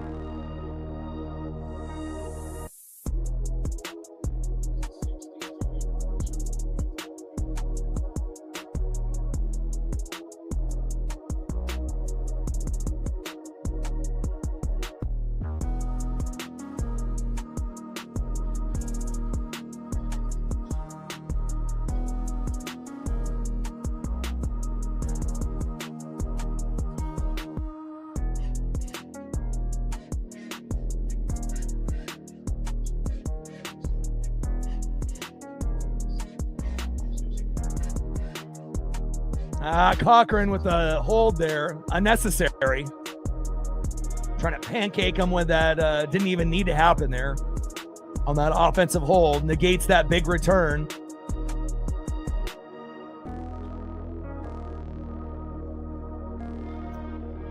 Yeah, but not only that, the offensive line, obviously is a work in progress. They have other weapons, that can obviously step up from time to time, like Thornton, Hollywood Brown, and a few others. But it just feels like, they're good, but they're not as intimidating, as they used to be, where they were like so much better than everyone else in the division. In the AFC West, they were so much better than the Raiders, Chargers, and Broncos. But now, within the last 2 years, everyone is caught up. And they're not even maybe considered the top dog. Will they make the playoffs? Yes, but will they make the Super Bowl? I don't know.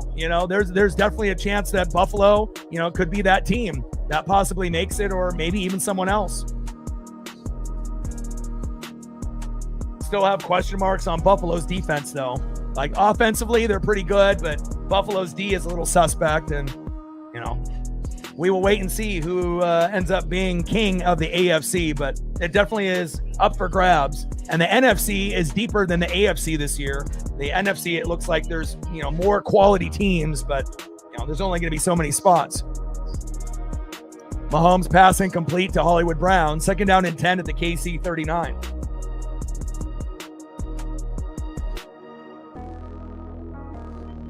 But as long as you have Mahomes, Kelsey, Andy Reid, Spags and Chris Jones, you're going to be in the mix. Even though Mahomes may not be as electric as he was in years past, he's still damn good, regardless of what anybody says. They just had a hard schedule, the complete opposite of the Jags. So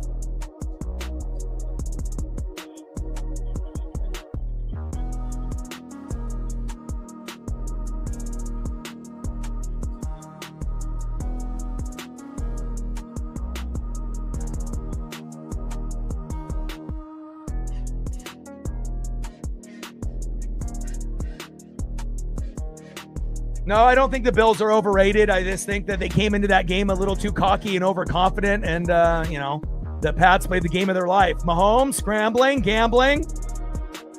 1st down, Chiefs. So obviously we went over the, shitty schedule for the Jags. That's why they're 3-1. But again, you played in Brazil against the Chargers, who are a good team. You lost. Then you played the Eagles, who might be the Super Bowl winner this year. You lost. You beat the shit out of the Giants, and then you beat the Ravens, who aren't very good this year. So again, if they didn't have to play the Chargers and the Eagles in the first 2 games, and they had shitty opponents, yeah, maybe the Chiefs are 4-0 right now or 3-1. So, schedule does play a factor, within the first month for sure. Clock goes to 0. Hands off, bouncing it to the outside. Pacheco breaking a tackle. And that looks like it's going to be a hold, and it'll come back. And that's the end of the third quarter, 21-14 Jags.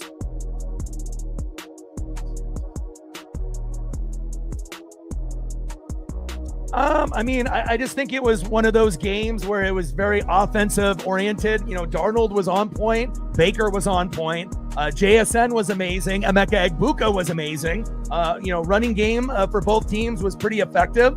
Obviously, Rashad White, getting into the end zone was a little bit of the difference compared to Kenneth Walker III. But again, the defenses, both had injuries. They had a couple guys out in the secondary. Obviously, Witherspoon is more of a loss than Reek Woolen, who's been getting torched this year. But we had 3 guys out with Morrison, Izien, and Jamel Dean. But we still found a way to get burnt. But eventually, we found ways to come up with those turnovers, and that was really the difference. If Levante David doesn't get that pick, then, maybe we don't win that game. And again, you got to look at the, wins that we have, being 4-1. The 4 wins are by 3 points or less, 1 point, 2 point, 3 points.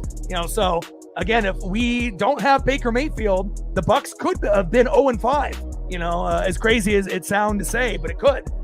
So thankfully, Baker did his job. But I feel, Vita Vea, Antoine Winfield Jr., Levante David, you got a few guys in the lineup you can trust. But again, we need a better players overall on the D-line. Linebacking core needs to get retooled. And I love what we have done in the secondary because we actually have enough depth to not get absolutely obliterated, even with 3 guys out of 5 that normally get playing time. Still had Zion McCollum out there, still had, Antoine Winfield Jr. out there, doing his thing. But, we'll see how it goes.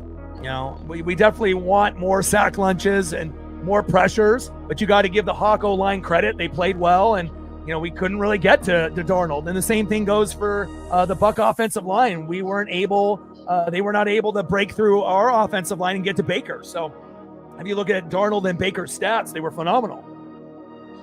And usually when you have numbers like that, it means the offensive line for both teams did a great job. Just nothing that we could do.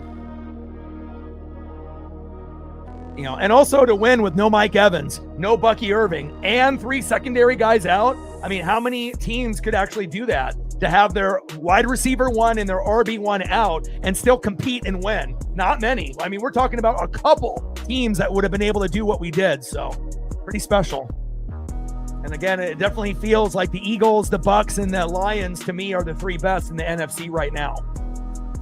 And again, we might get Eagles and the Bucks in the NFC Championship, or the Lions and the Bucks, or the Eagles and the Lions. Any of those combinations, I could definitely see. But I would love to play the Eagles in the NFC Championship game and get payback. Nothing would make me happier. First down and 19.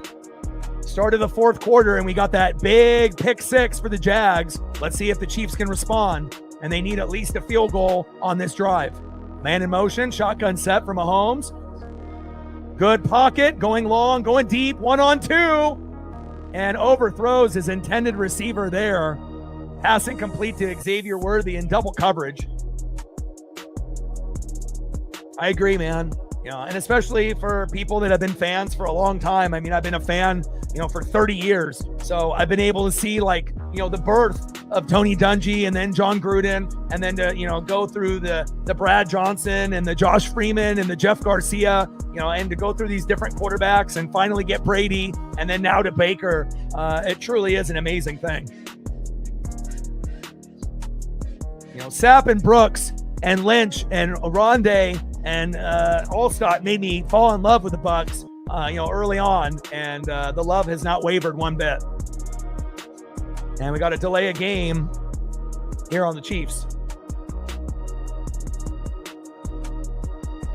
30 minutes from Ray J. Damn, I'm jealous. Yeah, one of my prized possessions too I have a Super Bowl 37 shirt with the tags on it that they wore on the podium, like when they won the Super Bowl over the Raiders, and it still has a hologram on it. And there's not very many of those that exist, even with just a t-shirt alone. But it's still fresh in the closet in a bag. And again, there's not too many, t-shirts, that are going to be valuable like an old school concert t-shirt from some band in the 80s. But, I would never sell something like that since it's so hard to find. A very prized moment for us. 2nd and 24, going deep, got a man, and knocked away. Beautiful coverage there by Brown, tipping that football away. 3rd down and 24 at the KC 42.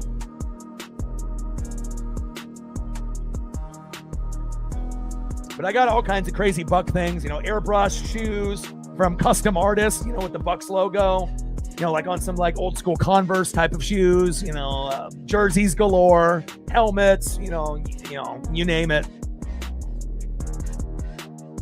Pennants, figures, McFarlane's, starting lineups, all that. I imagine you have some of those type of things as well. 3rd down and 24, Mahomes steps up in the pocket, goes past the line of scrimmage, and gets probably about half of the yardage now. 14-yard run by Mahomes. 4th down and 10 at the Jacksonville 44. And I think it's probably too long for a field goal here. Oh, nice. The collectible Coca-Cola ones. Nice. Hell yeah.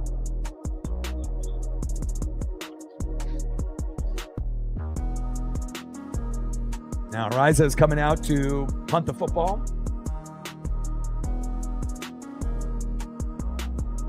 I think really the only complaint that we can have, Island Steve, is that our punter needs to be replaced and we need a better special teams coach. Other than that, everything is good with Tampa. I mean, besides the injuries that suck, but we will get healthy soon. And once we get healthy, who the hell is going to stop us on offense when Evans is back and Bucky is back? And on top of that, we had injuries on the O-line. Cody's out for the year, and imagine if we had everyone healthy. Kind of scary thought, and hopefully in the future we'll be able to have a healthy team. But again, there's a reason why the Bucks have been so good over the last few years, because we have the most drafted starters on the team. We don't rely on free agents to build the team.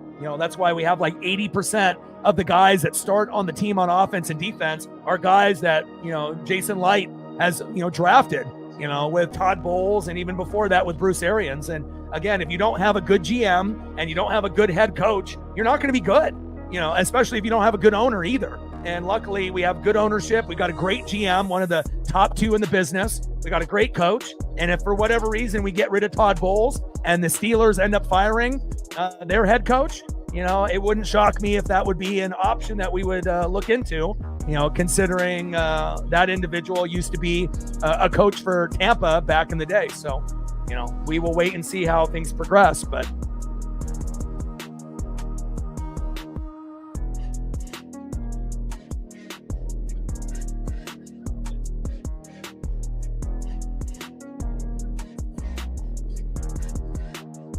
I think Mike Tomlin would be a great fit, but again, we love what we have with Bowles right now. But, if the Steelers were to fire Tomlin, I think his first choice would be Tampa if there was an opening. He definitely has strong ties here. So,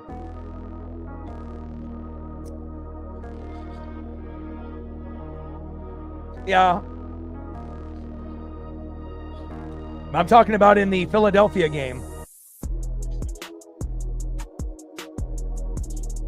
But that key punt on the one was a good one. But I think overall, we definitely need to be looking at, making sure that we have the proper special teams lined up. We already got McLaughlin as a kicker, and one good punt. That was great, but again, in that Philadelphia game, when you end up getting a block punt for a touchdown, we lost right there. The game was over. We weren't going to come back, and again, when you give up a big play like that, like a pick six, a fumble for a touchdown, or a blocked punt for a tutty, or a blocked field goal for a tutty that they won against the Rams on the last play of the game. Eagles got one of the best special teams in football, and it's cool to be able to see a player do something great one time, but are they able to do it week in and week out? So we will see.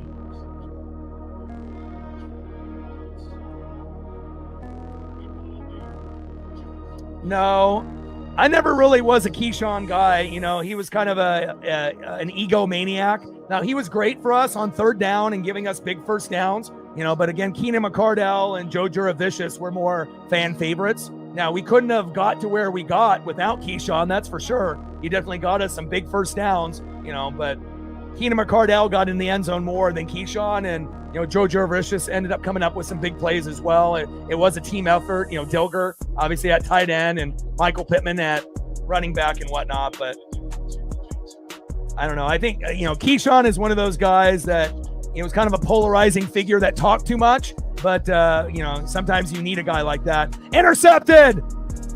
And McDuffie with the big pick. Wow. And just when you end up getting the interception for the pick six there for the Jacksonville Jaguars, you get one back with Trent McDuffie and the Chiefs, but it wasn't a pick six.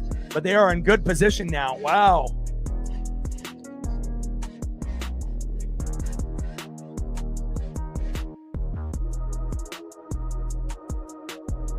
What a game today.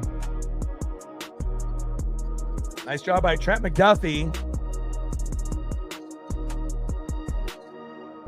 Bringing his talents from the Washington Huskies to the Kansas City Chiefs. What a big pick.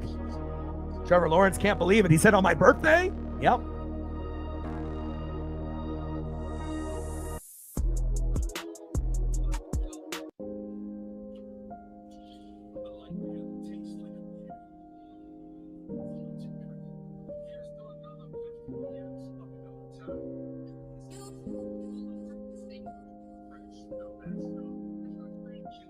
Like, sub, donate, comment, share. If you haven't smashed that like button yet, please do. Help us get to 100 likes, 100 on the dono train, and 5 to 15 subs. Let's go.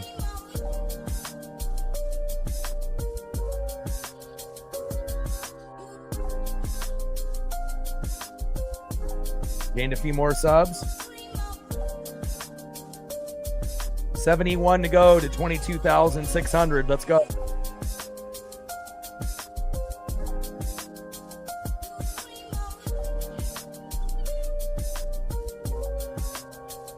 Yeah, you know, again, we've had, you know, Martin Gramatica, we've had Matt Bryant, you know, we've had a few guys, you know, really the only bugaboo was the Roberto Aguayo, you know, who ended up being the greatest field goal kicker in college at Florida State, and he shit the bed for us, and that didn't work out. But I do like Chase, and again, you know, he's got the ability to kick it 60 plus. And, you know, putting him in these positions, you know, to be able to come up in the biggest moments is ideal, you know, because, again, you want to make sure a guy like that's battle tested, especially in the regular season as we make our playoff push, trying to get to the Super Bowl and the NFC Championship game. So is he going to lose games for us? Yeah, there will be a time where he kicks the field goal, misses, and we lose. But so far, you know, he's been able to win games for us, and it definitely has felt good.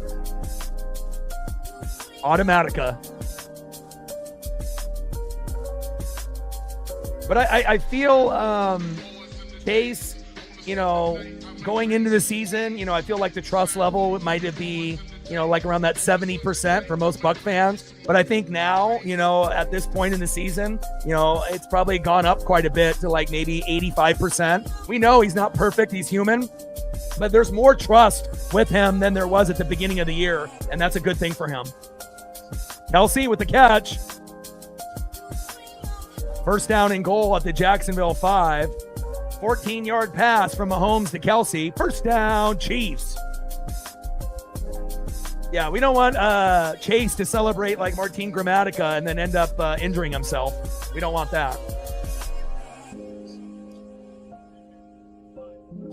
Gramatica was the perfect piece for us in that Super Bowl era.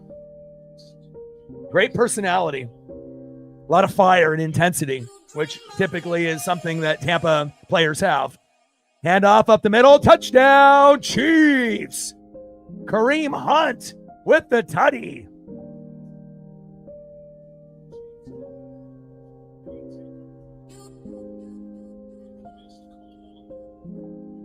Nice 5-yard tutty there by Kareem Hunt. Extra point is up and good. We have ourselves a game, baby. 21-21, Chiefs and Jags.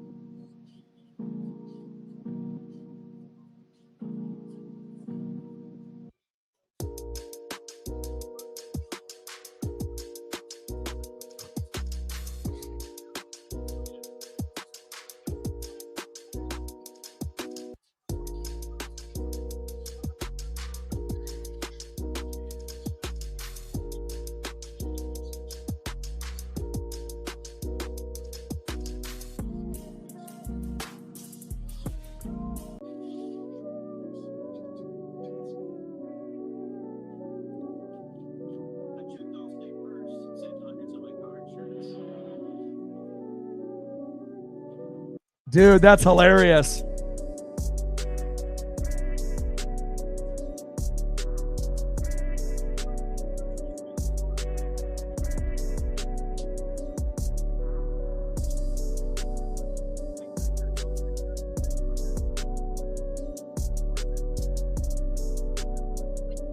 And I know the Jags, if they end up losing this game by 3, they're going to remember about that play in the first half, 4th and 1 on the 1, going for it instead of taking the points. And again, sometimes, things that you do in the first half will come back to bite you in the second half, especially if the Chiefs end up winning this with a Butker field goal. But, it's been all touchdowns up to this point, kind of similar to the Seahawks Buccaneer game, very back and forth, touchdown, touchdown, touchdown, touchdown, and then the field goal at the very end by Chase to get the dub. And we might end up getting the Jags with the game-winning field goal late, or possibly Butker and the Chiefs.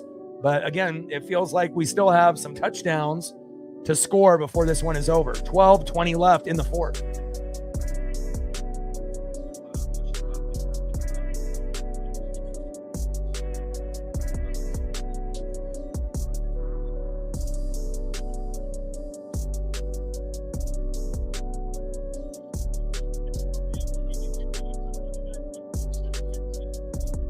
Oh, really? Grammatica was swearamatica, huh?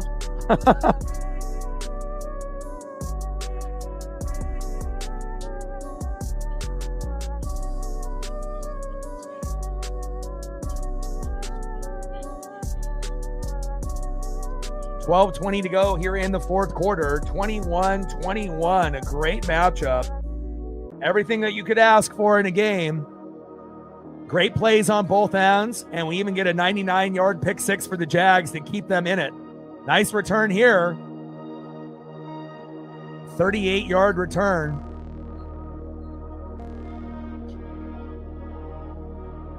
First down and 10 at the Jacksonville 41. Duval.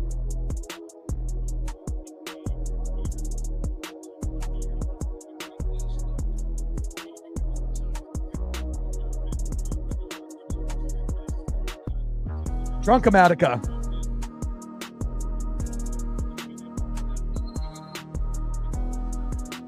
First down and 10. 21-21, Chiefs and Jags. Handoff. ETN. And a 5-yard run up the middle. Connor with the tackle for the Chiefs. Second down and 5 at the Jacksonville 46.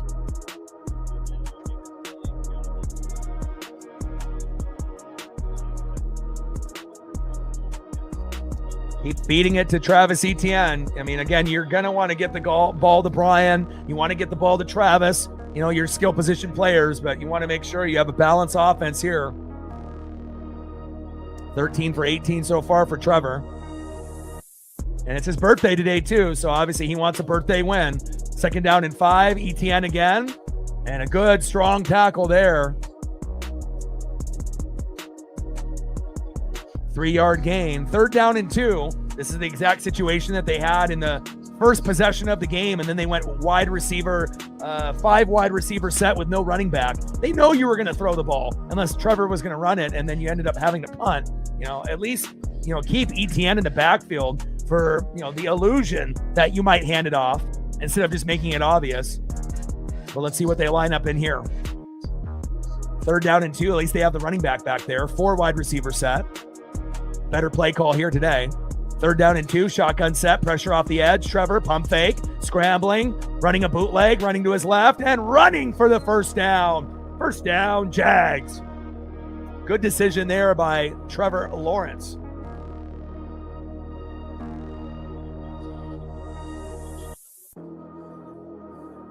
I have not. I mean, I live in Oregon, so I'm not going to have access to Tampa radio. Unless I had like Sirius radio, but no, I have not heard of any AM shows there. But I do obviously a lot of reading and a lot of blogs and vlogs and a lot of beat writers and things of that nature that I'll try to be able to follow with what's going on. First down and 10, halfback toss.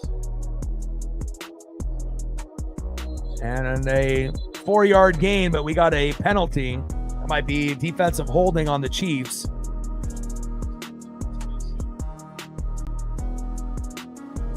How is the show on 6:20 a.m.? Is it great or is it terrible? Wow, big hold on the defense there. Automatic first down. Naughty.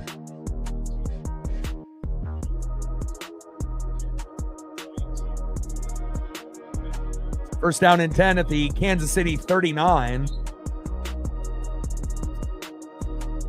Less than 10 minutes to go here in the fourth quarter, and a fun one on Monday Night Football. And we'll be doing the Mariners and Tigers ALDS Game 3 tomorrow at 1 o'clock Pacific. First down and 10 on that play action fake. Tries to thread the needle to Brian Thomas. You got to get him the ball. And again, if the Jags were able to get Brian Thomas the ball often, he could be a top 10 wide receiver in the league. He just doesn't get the ball, and clearly enough.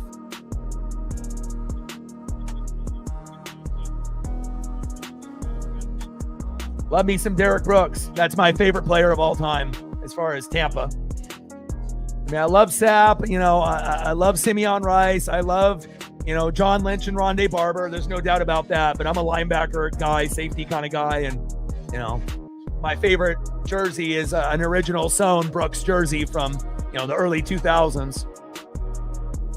And Tranquil at the tackle there. Love me some Derek Brooks. Arguably the best outside linebacker that has ever played the game. Obviously, there's been a lot of great middle linebackers, and a lot of great defensive players in general. Lawrence Taylor, Reggie White, Ray Lewis, Brian Urlacher. You go all the way back to Dick Butkus and all these other old school guys. But as far as outside linebacker, I mean, Derek Brooks was a one-of-one, man. Love him. Third down and 13 at the KC 42. Blitz off the edge. Crossing route is caught.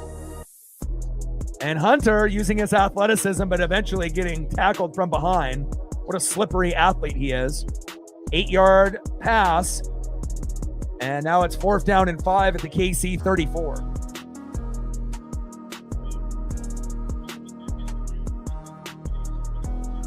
I do. And then he did the whole Beyonce dance after, bouncing around. I got a lot of, stuff on VHS from even back in the day. 52-yard field goal is up and good. What a kick by Cam Little. 52. He'd be looking like Chase out there. Nice job. 24-21 Jags. And if they would have kicked the field goal in the first half, instead of going for it on 4th and 1 at the 1, they would be up 27-21. I really feel that missed opportunity might come back to bite them. Hopefully it doesn't, but you never know.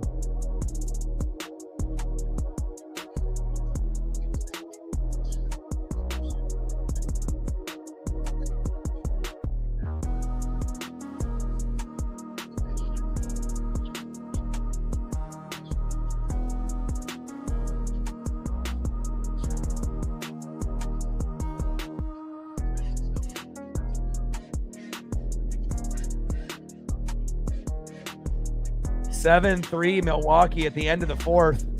And obviously the Dodgers won 4-3 on the road.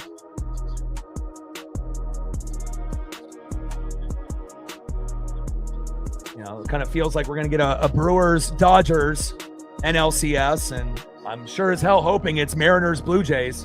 And I think that we have a good chance of that happening, but we got to win tomorrow with Logan Gilbert. Then we go up 2-1 in the series.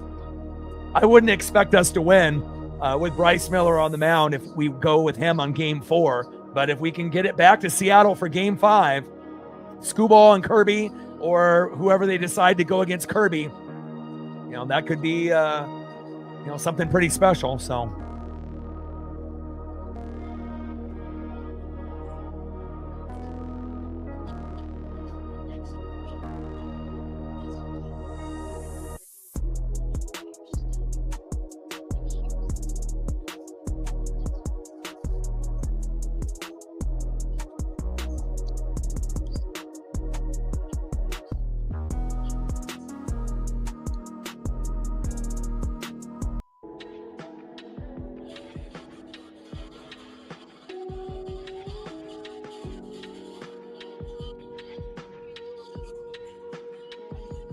I mean, best case scenario, we win tomorrow, and then we win with Bryce Miller, surprisingly, in game 4 and win 3 in a row,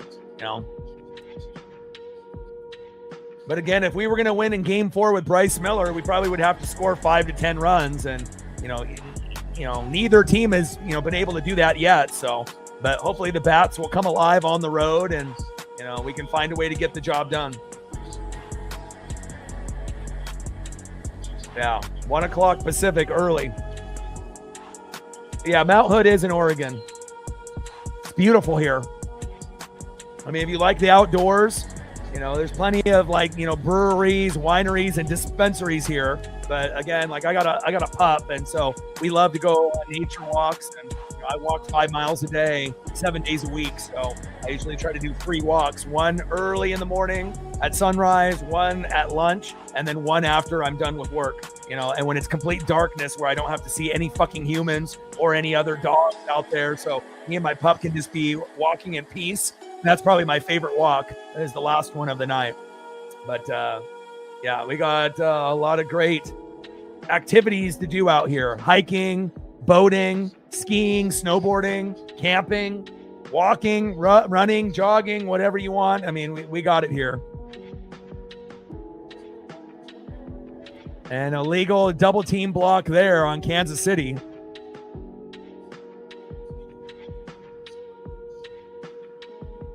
$13-yard penalty.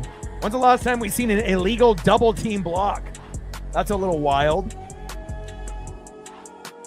Mahomes, 23 for 32. 1 touchdown, 1 pick, but he also has a tutty on the ground like Lawrence. First down and 10 at the KC. Oh, he got drilled. Second down and 6 after that 4-yard gain on the KC 18 when they were at the KC 14. I had to momentarily stop there after he got blasted in the head there. Make sure that Pacheco was okay. Making sure the marbles are still in there. 24-21 Jags. And again, normally when a team gets a pick 6, a fumble for a touchdown, a punt or kick return for a touchdown, normally when you have that happen for your team, you win 90% of the time. It ends up giving you that edge. And again, they're going to have to fight like hell to be able to win this game because the Chiefs have 7:20. Shotgun set on second down and 6. And Mahomes decides to use his legs. Great decision there. And that might be the difference between the Chiefs actually winning this game or not if Mahomes uses his legs for key first downs, just like Lawrence has in this game as well.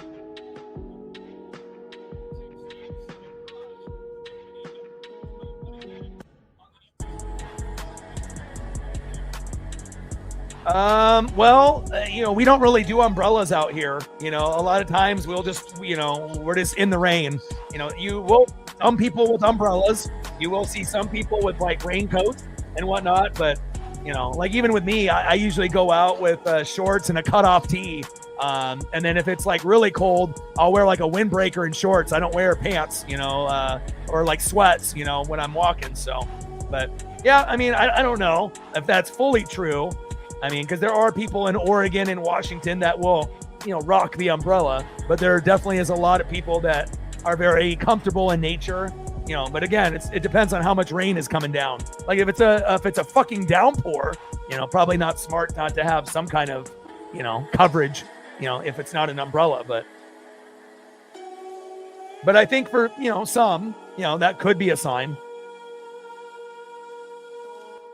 Second down and 1.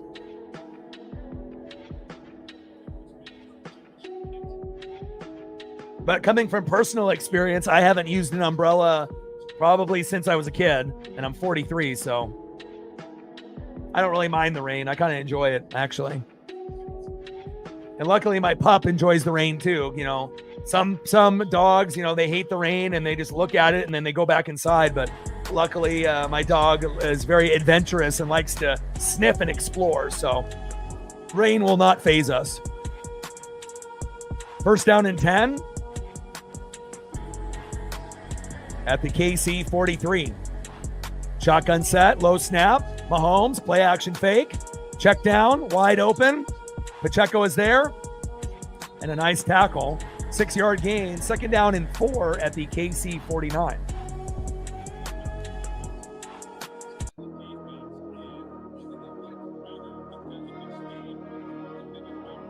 Could be.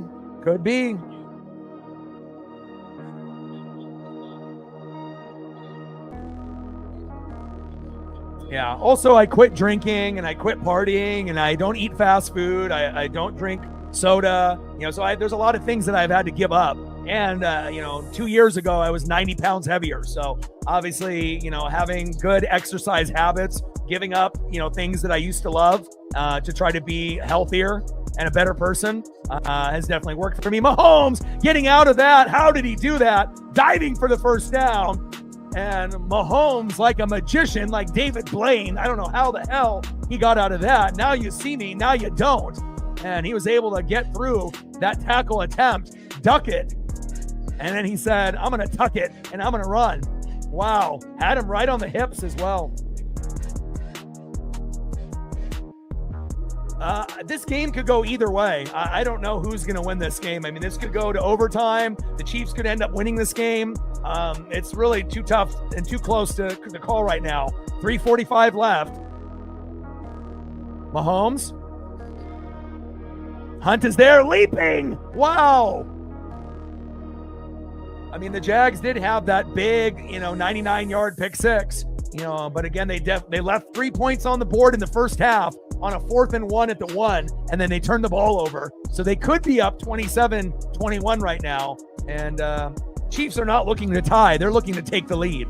And if they take the lead, then they'll be up by 4, and that might be too much pressure for Lawrence to get in the end zone with like a minute to go or however much time is left at that point. So congratulations. I'm happy for you. 2nd down and 4. Mahomes, wide open.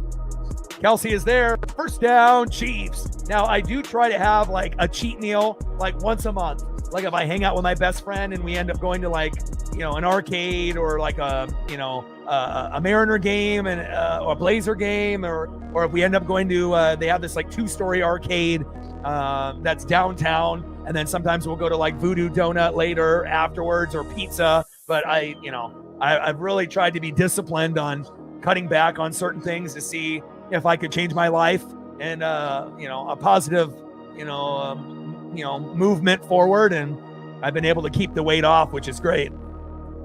Screen pass.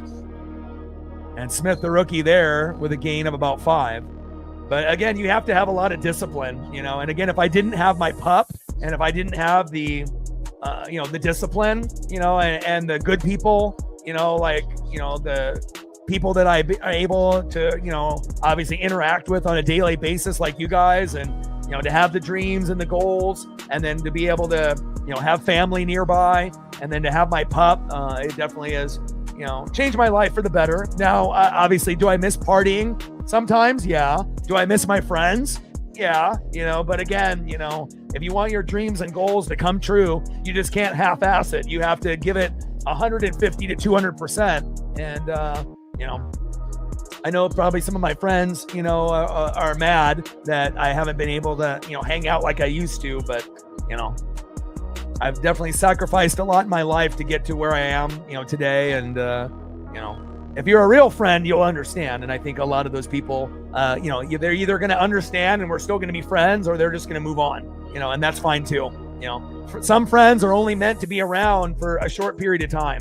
You learn something from them. They learn something from you. You figure out, if they're going to be someone that's going to be in your life short-term or long-term. And some people are not made to be there long-term. Some people are only made to come into your life for a short period of time, and then you move on, you go in your separate ways. So, and there's nothing wrong with that either.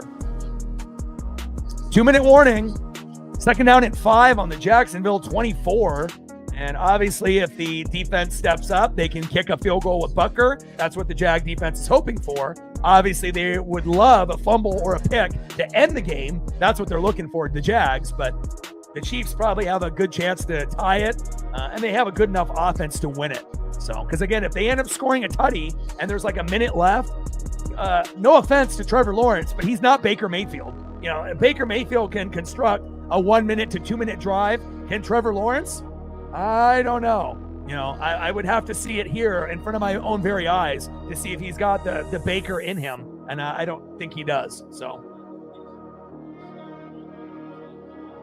you know, you're 100% correct. And again, I haven't felt this good, you know, since I was in high school. And that's 100% true. I haven't been this thin and I haven't felt this good, you know, since high school. So, I mean, you are who you hang around, you know, and again, if you hang around a lot of people, you know, that are bad influences, you'll tend to make bad choices, even if you are a disciplined person. Sometimes, you know, you'll end up caving, you know, based on some of your beliefs, just based on who you're around. So 2nd down and 5 on the Jacksonville 24-21 Jags, a great Monday Night Football game. And out of all the games that we've called on the channel in these first 5 weeks, I think we've only had one bad game. Cowboys and the Packers, 40-40 tie. Shotgun set, 2nd down and 5, blitz coming. Mahomes bouncing it to the outside. Floater. Wow, Hollywood Brown. 1st down, Chiefs. I need to see a replay if he got that toe drag swag down. He caught it. Let me see. Oh, he got it. He got it. Wow, Hollywood Brown. Chiefs are about to score. Realistically, the Chiefs are going to win this game because if they get in the end zone, it's 28-24. And again, I don't know if your Trevor Lawrence is going to be able to get you a touchdown to win unless they end up getting a really good return to like the 50-yard line, which they have, you know, been able to do at least once today. So if you can get the ball to the 50 with like a 50-yard return, you know, then you're going to have a chance. But if you don't and you have to get an 80-yard drive to win, it'll probably be game over for the Jags.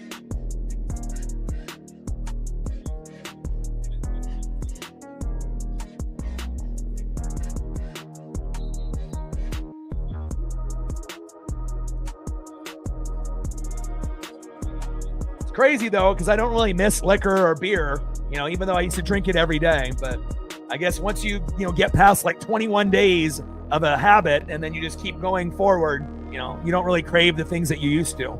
Shotgun set, handoff up the middle, and just short of the end zone, Kareem Hunt, and timeout Jags. Not sure if I would have called timeout there. No, because I got too much, I got to be able to take care of my pup and, all the reading and the film that I watch, you know, outside of the streams, you know, because I have to try to be, you know, a try is the key word. I have to try to be an expert, you know, in every sport, NFL, MLB, NBA, NHL, NASCAR, you know, Cup Series, the trucks, Xfinity, WWE, AEW, you name it, you know, so that takes a lot of time and energy. So, my dad was a teacher, you know, for like 40 years. And, I feel like I could do something like that. I just don't have the time. You know, I just try to be able to give you guys the best content and entertainment I can every day. Touchdown, Chiefs!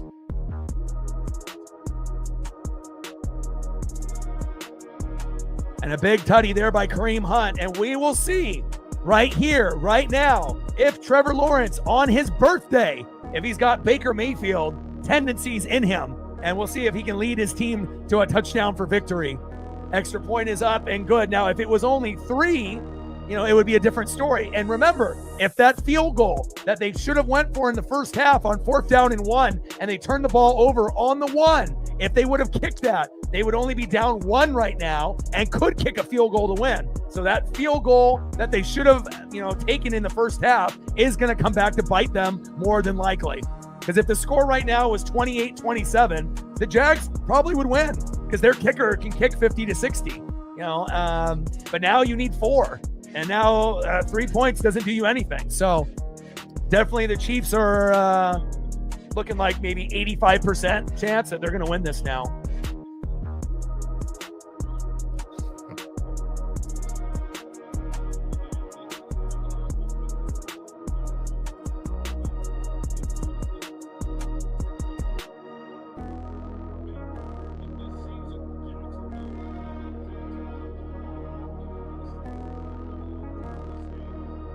Plus, also, if the Chiefs know, right, that you're going to be throwing the ball, not necessarily running it, then they're going to adjust their defense, nickel, dime, cover 2, cover 3, cover 4, and again, if you end up, going that particular route, more opportunities, to fuck up, to, have a tip pass get intercepted, and then also, Spags, he might end up doing something crazy like a corner blitz, that you don't think is coming. And then all of a sudden that could turn into a turnover or something of that nature. So it'll be very interesting to see how the Jags, offense, tries to play this out and what the Chiefs' strategy is with Spags, if they end up bringing pressure off the edge, or, if they just kind of wait back and wait for him to fuck up Trevor Lawrence.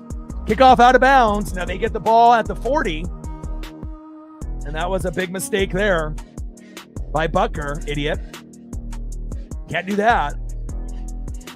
Instead of now being an 80-yard drive, it will only have to be 60. And it is Trevor Lawrence's birthday, so.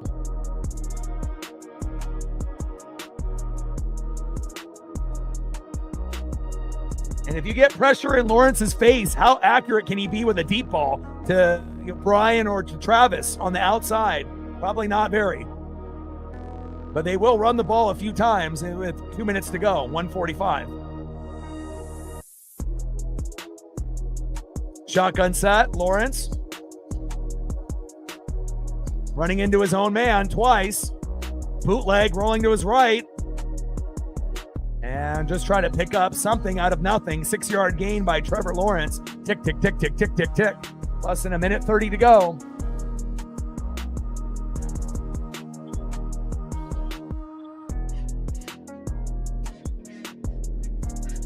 Second down and 4 on the Jacksonville 46.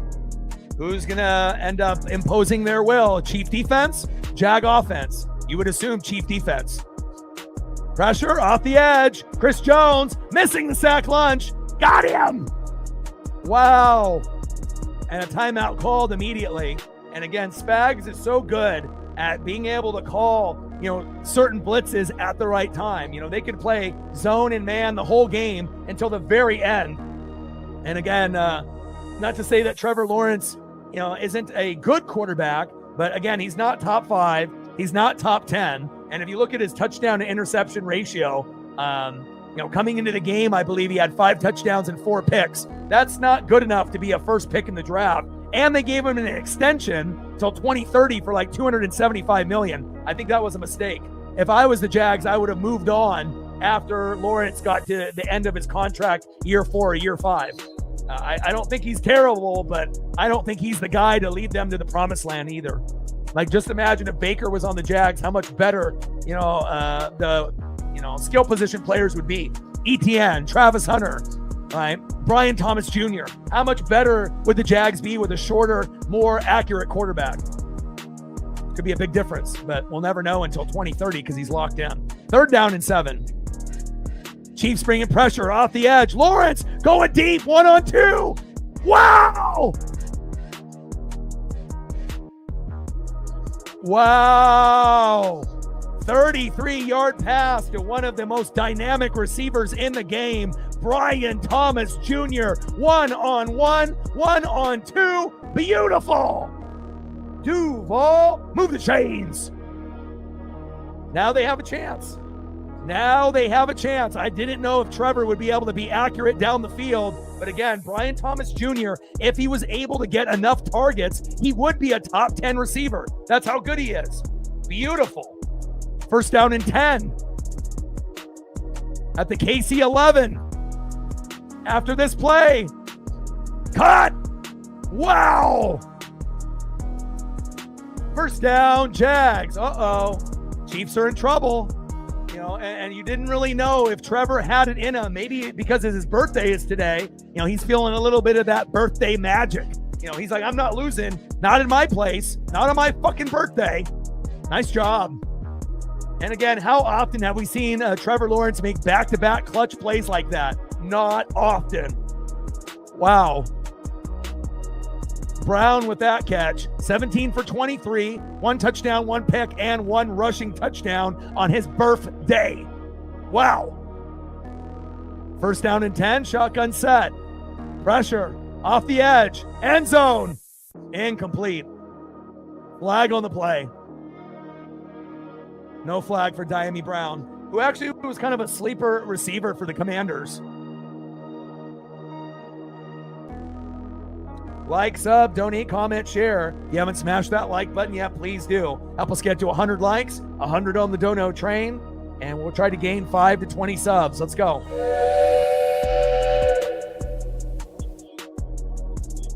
Five more to 50. I mean, we got 134 in the room. We should hit 100. Second down and 10. And delay a game. Come on, Trevor. Unexcusable. You can't be going backwards this late like that. Jesus Christ. It's a fucking flag party.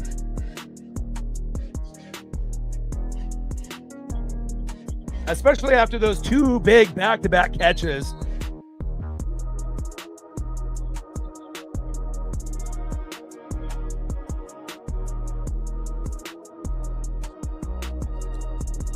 Chiefs need a turnover to win the game. They need a pick, to seal the deal.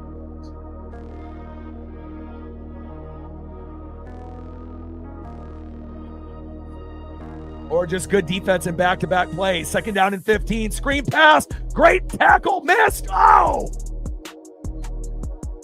And timeout is called by the Jags. Uh-oh. Third down and 13. And obviously you're going to be going for it on fourth down. So if you're the Jags, you're thinking getting half of the yardage. Try to get 7 yards, right? And make it 4th and 6 so it's kind of manageable.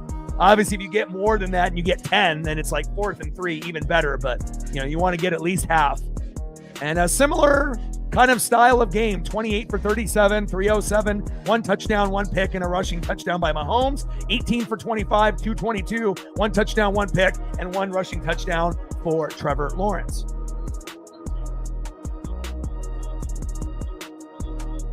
Yeah, I'll be live at 1. When the game starts, about 10 minutes before first pitch.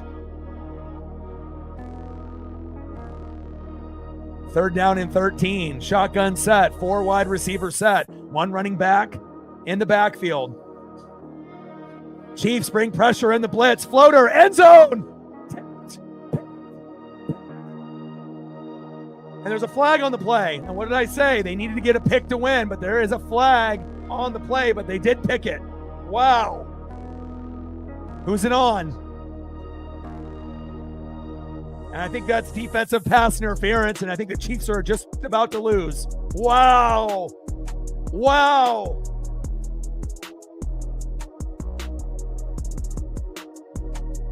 What a game. Trevor Lawrence on his birthday cannot be denied. Wow. I mean, great effort on the diving, player Cook to come in for the pick, but it definitely was pass interference there by Connor. There's no doubt about that.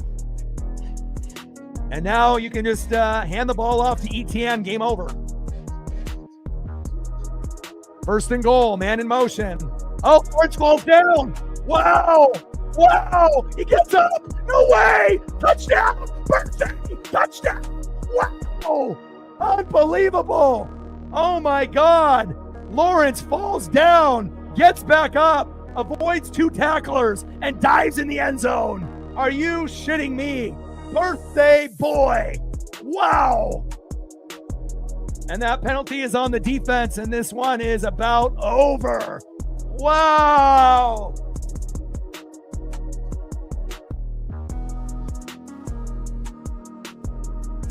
Unbelievable. Birthday boy. I mean, to look like a doofus and like fall down, right? And then to get up and then dodge a couple guys and then say, it's my birthday. I'm not going to go down, a goofball, a doofus. And he ends up getting into the end zone. Wow. The will and heart by Trevor Lawrence, man. Unbelievable. I mean, imagine if it wasn't Lawrence's birthday. Maybe that doesn't happen. Unbelievable. He gets stepped on by his offensive lineman. He goes down. and the Chiefs can't get to him in time. He bobbles it twice, gets up, says, fuck it, I got to run, get off me, breaks a tackle, and then dives into the end zone. Beautiful. 31-28, and we know Butker can kick 50 to 60, but they got 23 seconds left.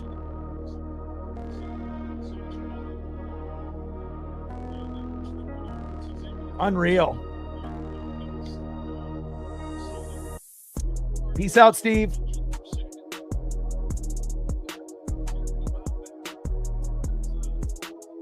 What a great game. And again, I'm so thankful that most of the games, on Thursday, Sunday, and Monday, relatively have been pretty amazing within the first 5 weeks. I think we've had one, blowout, and all the rest of the games have been amazing. And again, no undefeated teams after week 5. That has to be a part of the reason too.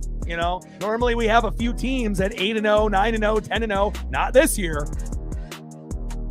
Exciting NFL 2025 season. Oh, good return here for the Chiefs. Flag on the play. Uh-oh, that might be holding on the Chiefs. Uh-oh. And now you have you have 16 seconds. And you're going to be on the 26-yard line. Now the 17-yard line. And now you've got to gain about, 60 yards? And then try to 50, 60 yards to try to get Butker into field goal range. And again, when you end up getting a pick six, a fumble for a touchdown, or a special teams touchdown, 90% of the time you win, based off that one play alone, because it's just not something that typically happens. And the Jags had a 99-yard pick six in this game, which we kind of predicted here, which was pretty amazing. What a game. Amazing.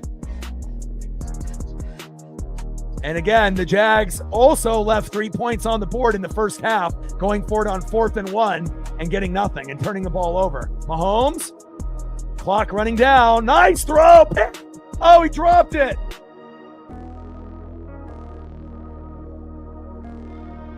Murray. What happened to my hands? That would have been a great way to seal the game, obviously, for the Jags. But Trevor is just waiting for that birthday drink.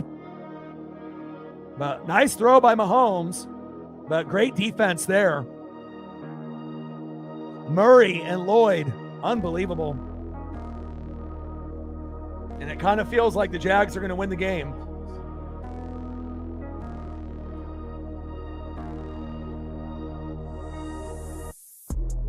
Second down and 10. Jags only bring 3. Pass incomplete. They needed that to be caught there to have any chance. And now you're really running out of time. You got to hope for a sideline throw, right? That goes 40 yards. The receiver got hit on the fucking shoulder pad. Jesus Christ. Hollywood Brown, wake up. And you got to pray that you can hit a deep pass of 40 yards with 1 second left. You bring Butker out and then you tie it. But what are the chances of that happening? Probably not very likely.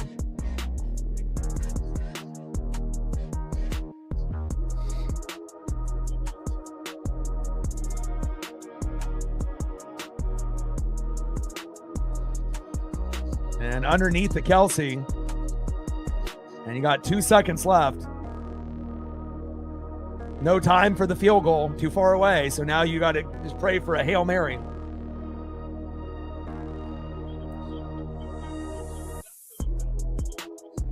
It was PI. What are you talking about? Did you even watch the game? It was clearly PI. Just because you lost your bet, doesn't mean that the NFL is rigged. Come on, my guy. He was clearly all over him.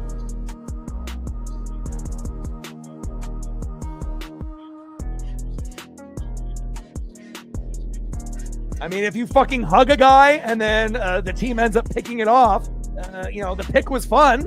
But again, if you end up committing the penalty, it's a penalty. I mean, they had a tough start to the year. You played the Chargers in Brazil, and then you played the Eagles. You went 0-2, right? But again, the Chiefs still can make the playoffs. They're just not going to be the top dog in the AFC anymore. You know, they're still going to be one of the teams, but the time of Kansas City being the best team in the AFC is over.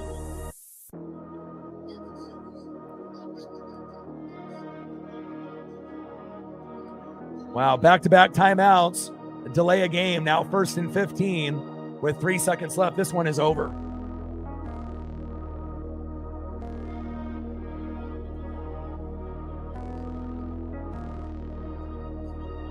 I mean, you know, every great run comes to an end. You know, New England with Belichick, Brady, and Gronk, you know, after 15 to 20 years, you know, and then obviously Chiefs have had a great run, but eventually Father Time is undefeated.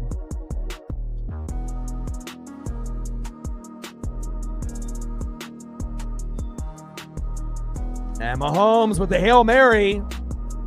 And that is it. Final score, Jacksonville Jaguars 31. They improved to 4-1. The Chiefs dropped to 2-3 on Trevor Lawrence's birthday. Wow. And again, you know, you're not going to be on the top forever. You know, no matter who you are, no matter what sport, you know, again, you're going to have your run. And then when your run ends, you know, you might still be good, but you may not be elite anymore. And obviously the rest of the AFC West has caught up, you know, with the Chargers and the Broncos to the Chiefs. Raiders still got a ways to go. And, you know, maybe this will be the year that we get the Bills and the Eagles in the Super Bowl. Now, I'm hoping that the Lions or the Bucks can challenge the Eagles in the NFC Championship game. And, you know, we'll see if that ends up happening. But this might be the year where we don't see Kansas City in the Super Bowl. And I know for Chief fans, they want it, you know, but again, you've had your run, and maybe it's time for the Bills or someone else to be able to get a chance.